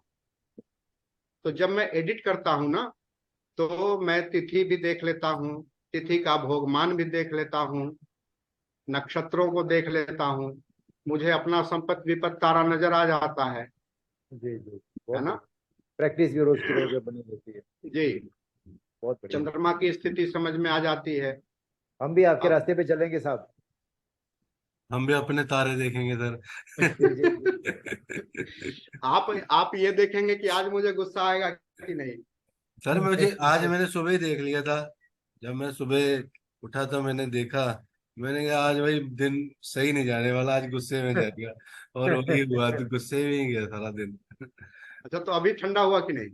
हाँ जी, अभी तो ठंडा हो गया। चलिए, तो पंचांग हम लोगों को ये सब चीजें बताएगा। मतलब एक तरह से समझा जाए ना कि ये हम लोग क्या कर रहे हैं ना, कि एक वो है, जैसे उड़े जहाज के पंछी फिर जहाज पे आवे, जी मेरो मन अनत कहाँ सुख पावे। जी सर। तो आप चाहे कितना भी घूम लें, कितना भी नाड़ी क्लास करें, कितना भी वैदिक पढ़ें, कितना भी केपी पढ़ें, जो पढ़ना है पढ़ें, कोई एतराज नहीं है। लेकिन आपको जो सेटिस्फेक्शन पंचांग में आने पे मिलेगा वो आपको कहीं नहीं मिलने वाला, क्योंकि ये आपका जो है ना बिहेवियरल एस्ट्रोलॉजी है। जी जी ये जो है बिहेवियरल एस्ट्रोलॉजी है, व्यवहारिक ज्योतिष है। हमको कैसे दिन रात अपना लाइफ को ले चलना चाहिए, उस पे हम लोग फोकस करेंगे। और ये हम लोग का पंचांग का थीम पॉइंट होगा। बहुत बढ़िया बहुत बढ़िया। तो यहाँ से हम लोग शुरू करेंगे, मतलब पहले हम लोग पंचांगों को समझना शुरू करेंगे, तिथियों जी को समझना शुरू करेंगे, शुक्ल पक्ष कृष्ण पक्ष। अभी संजोग देखिए कि ये पुरुषोत्तम मास अभी आ गया। अगर हम लोग इसके पहले पुरुषोत्तम मास पढ़ते तो हम लोग यही समझते ना कि 3 साल बाद आएगा। अभी भगवान की कृपा देखिए कि अभी स्टार्ट करते ही पुरुषोत्तम मास का कॉन्सेप्ट सबसे पहले क्लियर होने वाला जी बहुत बढ़िया बहुत बढ़िया। है ना। तो 3 साल इंतजार नहीं करना है। जी जी। पुरुषोत्तम मास भी अभी पहले पहले क्लास में ही हम लोग समझ जाएंगे, फर्स्ट सेशन में ही। तो अभी ये मतलब जो सेशन अपना अगला सेशन जो रहेगा कब रहेगा सर? मैं उसको डिक्लेयर कर दूंगा, पहले इनरोलमेंट कर लूँ फिर डिक्लेयर कर दूंगा। ठीक ठीक ठीक लेकिन है मेरा ठीक। ऐसे है ना कि जैसे आज एकादशी है, तो अमावस्या के बाद, ठीक। अमावस्या में अभी कृष्ण पक्ष चल रहा है, अमावस्या में कोई भी कार्य नहीं करना चाहिए जी आरंभ, है ना। जी क्यों नहीं करना चाहिए, थोड़ा सा इस पे भी बोल देते हैं। अमावस्या तिथि पितरों की होती है, जी। तो अमावस्या तिथि में कुछ भी करें ना तो आप पितरों को समर्पित करें, अच्छा है ना। तो अगर आप देव कार्य करते हैं, शुभ कार्य करते हैं, तो फिर वहां पे अमावस्या तिथि ग्राह्य नहीं है, ग्रहण करने योग्य नहीं है। अब थोड़ा सा मेरा शब्द भी है, कहीं भारी तो नहीं लग रहा है, ग्राह्य बोल गया मैं, नहीं मतलब नहीं, अभी ऐसा लगता है कि आपसे क्लास करते करते हमारी हिंदी पावरफुल होने वाली है। एक धीरे धीरे धीरे आदत बन जाएगी। जी जी जी। अभी जैसे देखिए, मैंने सोमवार का भी देखा था कि मैं इसको शुरू करूं, पर अष्टमी तिथि अनध्याय तिथि होती है। जी प्रतिपदा और अष्टमी तिथि अनध्याय तिथि होती है। इस दिन अध्ययन नहीं करना चाहिए। जी सर। अब देखिए, अभी जितने सारे एस्ट्रोलॉजी के क्लास चलते हैं, क्या इन चीजों का विचार होता है? नहीं होता सर। नहीं होता, क्योंकि न सुनने वाले का ध्यान है, न बताने वाले का ध्यान है। तो मैंने पहली बार अष्टमी सुन रहे तिथि, हैं सर। तो मैं अष्टमी तिथि को मैंने नहीं रखा, नौमी को नहीं रखा, दसवीं को रखा। सर बताने वाला तो रात को उठ के देखता है कितने पैसे अब पेमेंट। अभी एक और भी चीज देखिए, ये अष्टमी तिथि शिव वास की होती है। अभी मुझे एक ऑफर आया कि महामृत्युंजय अनुष्ठान मुझे आरंभ करना है। सारे पंडित हमारे क्षेत्र के अष्टमी तिथि में किए होंगे, पर मैंने नहीं किया अष्टमी में आरंभ, मैं कल करूंगा। कल द्वादशी तिथि में शिववास होगा, मैं करूंगा कल अनुष्ठान का आरंभ। तो अष्टमी को क्यों छोड़ा भाई? तो ये जब सूर्य अभी मिथुन राशि में है, मिथुन राशि में जब सूर्य होंगे तो अष्टमी तिथि दग्ध हो जाएगी। बहुत बारीक मतलब अभ्यास सर, है। मतलब पंडित इसका जी, मतलब जी, ये जैसे किसी को अपना ये प्रोफेशन एस्ट्रोलॉजी में कुछ तो शुरू करना है, तो द्वादशी, ये इस द्वादशी को कोई कर सकता है शुरू? ये जब आप 14 तारीख मरकरी चौ- अस्त, बुध अस्त चल रहा है अभी, तो उसके बाद ऐसे कर सकते हैं? नहीं, अभी पंचांग की जब हम लोग मुहूर्त की बात करते हैं तो उसमें बुध अस्त बृहस्पति माने बुध अस्त की बात नहीं होती है, केवल बृहस्पति और शुक्र के अस्त की बात होती है, ठीक है ना? अच्छा। तो बुध के अस्त की बात हम लोग अभी वहां नहीं करेंगे, लेकिन अभी जो समय, अब आज के बाद का जो समय आया ना, तो अब मलमास भर नहीं स्टार्ट किया जाए वही अच्छा। अच्छा, मलमास के बाद करें जो भी काम शुरू करें, हाँ, इसीलिए कि एज अब ए देखिए, प्रोफेशन। अभी कृष्ण पक्ष चल रहा है। कृष्ण जी। पक्ष में आज एकादशी तिथि मैंने लग गई, मतलब कल एकादशी तिथि आ जाएगी। हम्म। तो चंद्रमा का जो पक्ष बल है वो तो कमजोर। मृत प्राय हो गया। हम्म। तो चंद्रमा का बल यदि नहीं मिल रहा है तो कोई भी मुहूर्त हमारा बहुत प्रभावशाली नहीं होगा। अच्छा जी। अगर जी। एकदम से मजबूरी है, अगर एकदम हम्म से मजबूरी है कि अब उन्होंने सारी तैयारी कर ली, अब इनॉग्रेशन करना है, तो हम्म। फिर अब वहां पे हम लोग कंप्रोमाइज कर सकते हैं, तो वो उनका व्यक्तिगत उनका मसला होगा। लेकिन मुहूर्त शास्त्र की यदि बात करें और हम्म। अगर निष्पक्ष मुहूर्त देने की बात करें, तो उनको यही सलाह दी जाए कि आप पुरुषोत्तम मास के बाद ही सावन का जो हम्म। शुद्ध वाला समय आएगा उसमें आप इसको कर लें। वो अगले महीने जैसे अगस्त में जब सावन जी चालू जी, होगा। हाँ, अगस्त में कर लें। अगर उनको जल्दीबाजी नहीं है तो, मजबूरी नहीं है तो। देखिए, जी। मुहूर्त दो तरीके से देखे जाते हैं। एक हम्म। इमरजेंसी भी होता है, जी हाँ, उसमें और फिर कुछ चीजें छोड़नी अवॉइड पड़ती हैं। करनी पड़ती है, कंप्रोमाइज करनी पड़ती हम्म। है। अब वहां हम लोगों को ये भी समझदारी अपने में विकसित करनी है कि किन चीजों को हम लोग कंप्रोमाइज करें, किन को ना करें। जी। तो ये जब हम लोग पढ़ाई जब अपनी पूरी करेंगे, तो धीरे धीरे हम्म। हमारी ये समझ विकसित हो जाएगी कि कौन सी चीजें हमको पकड़नी चाहिए और कौन सी चीजें हमको छोड़ देनी चाहिए। मजबूरी में छोड़ना तो कुछ भी नहीं है, हम्म। पर जहां छोड़ना मजबूरी हो रही है तो कौन सी चीजें हम लोग कंप्रोमाइज कर सकते हैं। हाँ, सपोज जैसे किसी की गाड़ी बुक हो गई है, अब उसको उठानी है, कितने दिन शोरूम वाला रखेगा, तो वो उठानी पड़ती है फिर वो उस तरह से निकाल तो के। फिर देखिए, उतनी मजबूरी जब हो जाए, उतनी हम्म। मजबूरी जब हो जाए, तो आप क्या करें कि आप जो है सो लग्न शुद्धि कर लें। होडशांस कुंडली निकाल करके उसके चतुर्थ भाव में अगर शुभ योग बने हुए हैं तो उनको उस समय टाइम दे दीजिए कि आप खड़े। एग्जैक्टली, ये चीजें नहीं आती हैं, ये आनी चाहिए तो। वाहन देखिए, वाहन हम्म। के लिए खोडशांस कुंडली और हम्म। मकान के लिए चतुर्थांश कुंडली। हाँ, वर्क कुंडलियों वैदिक में का हम लोग को जाना वैदिक का चाहिए। पार्ट है ये सारा। हाँ। जी, और अगर आप केपी करती हैं तो हम्म। केपी में तो बढ़िया है। फोर हाँ, इलेवन का जो एक 4 फोर 11 इलेवन का। का सिग्निफिकेटर्स निकाल हम्म। लीजिए, उसका टाइम दे दीजिए बिल्कुल। उसको। ये लेकिन यहाँ पे मुहूर्त की बात नहीं हो रही।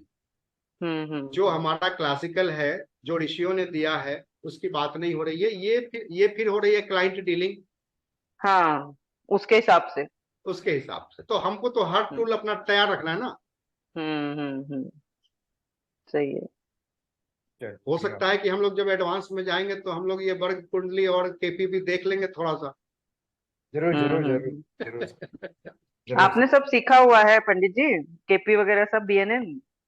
अब ये तो धीरे धीरे पता चलेगा, अभी तक तो मैंने कुछ नहीं सीखा है। छुपे नहीं, छुप केपी के नंबर्स है, छुपे रुस्तम वाला काम होगा आपको सब सब धीरे सब धीरे। अरे तैयार है सर, एकदम ऐसे ही थोड़ी ना खड़े हैं सामने सिखाने के लिए। बहुत जबरदस्त हम्म अभ्यास है वो।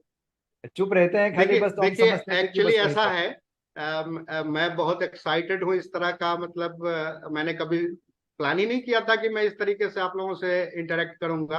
पर जो लोग भी मुझसे कनेक्टेड हैं, अभी जो कुछ लोग मेरे इस ग्रुप से ज्योतिर्गमय वाले में मूव किए हैं मेरे रिक्वेस्ट करने पे, सॉरी, तो अ, उसमें लगभग देखा होगा उन्होंने कि 150 लोग मुझसे जुड़े हुए हैं लगभग 2-2.5 साल से। जी और उसमें 10-20 लोग ऐसे हैं जो रेगुलरली मुझसे डिस्कशन करते रहते हैं हर एक चीज पे। मैं कभी उबता नहीं हूँ और बहुत समय मैं इस पे देता हूँ। बहुत अपना टाइम भी खराब कर लेता हूँ कभी कभी, पर मैं हमेशा, मेरी आदत है कि कोई मुझसे कुछ पूछते हैं तो मैं जवाब देने की कोशिश जरूर करता हूँ। जी। एक आध बार दत्ता कुंड साहब भी आजमा चुके हैं हमको। हाँ जी, हाँ जरूर जरूर सर। लेकिन बहुत बढ़िया से समझाते हैं, विस्तृत तो समझाते हैं। पंडित जी, आप कुंडली मिलान एंड कुंडली बताना, बांचना, वो सारा होगा आपका पार्ट ना? अब अब वही बात है कि जब करने चले हैं तो सब करना है। हाँ, वो ये सभी कर, हम जरूरी भी है ना, वो तो आता ही हाँ, होगा आपको सब कुछ। हाँ। अब जब मैं कर्मकांड में घुसा हुआ हूँ तो इधर क्यों पूछ रही हैं? हम्म। मैं भी यूपी बिहार से ही हूँ ना, इसलिए पूछ जी रही जी। हूँ। झा साहब मुझे असल निकलना में होगा। असल में मेरा सौभाग्य क्या रहा आप लोगों से जी। शेयर करते हुए, बहुत मुझे खुशी होगी कि मेरे जो दीक्षा गुरु है ना, वो मेरे मतलब वो कर्मकांडी है, मतलब कर्मकांड के विशेषज्ञ हैं। और बिहार के मतलब टॉप हम्म। 5-7 लोगों की अगर सूची बनाई जाएगी तो मेरे गुरुदेव उसमें आ जाएंगे। हम्म। मतलब ये जो आपको जो मैंने पंचांग दिखाया ना, इसका जो विद्वत मंडल है जो इसकी रचना करते हैं, मतलब इसको बनाते हैं, ओ। तो हम्म। उन लोगों का कन्वर्सेशन मेरे गुरुदेव से होता है। अगर कोई पर्व त्योहार का डिसीजन लेना होता है तो उस परिस्थिति हम्म। में जैसे अभी एक नागपंचमी अभी जस्ट बीती है, हाँ हाँ। तो जी। नागपंचमी शुक्रवार को हम लोगों ने मनाया है, बहुत लोग शनिवार को मनाया।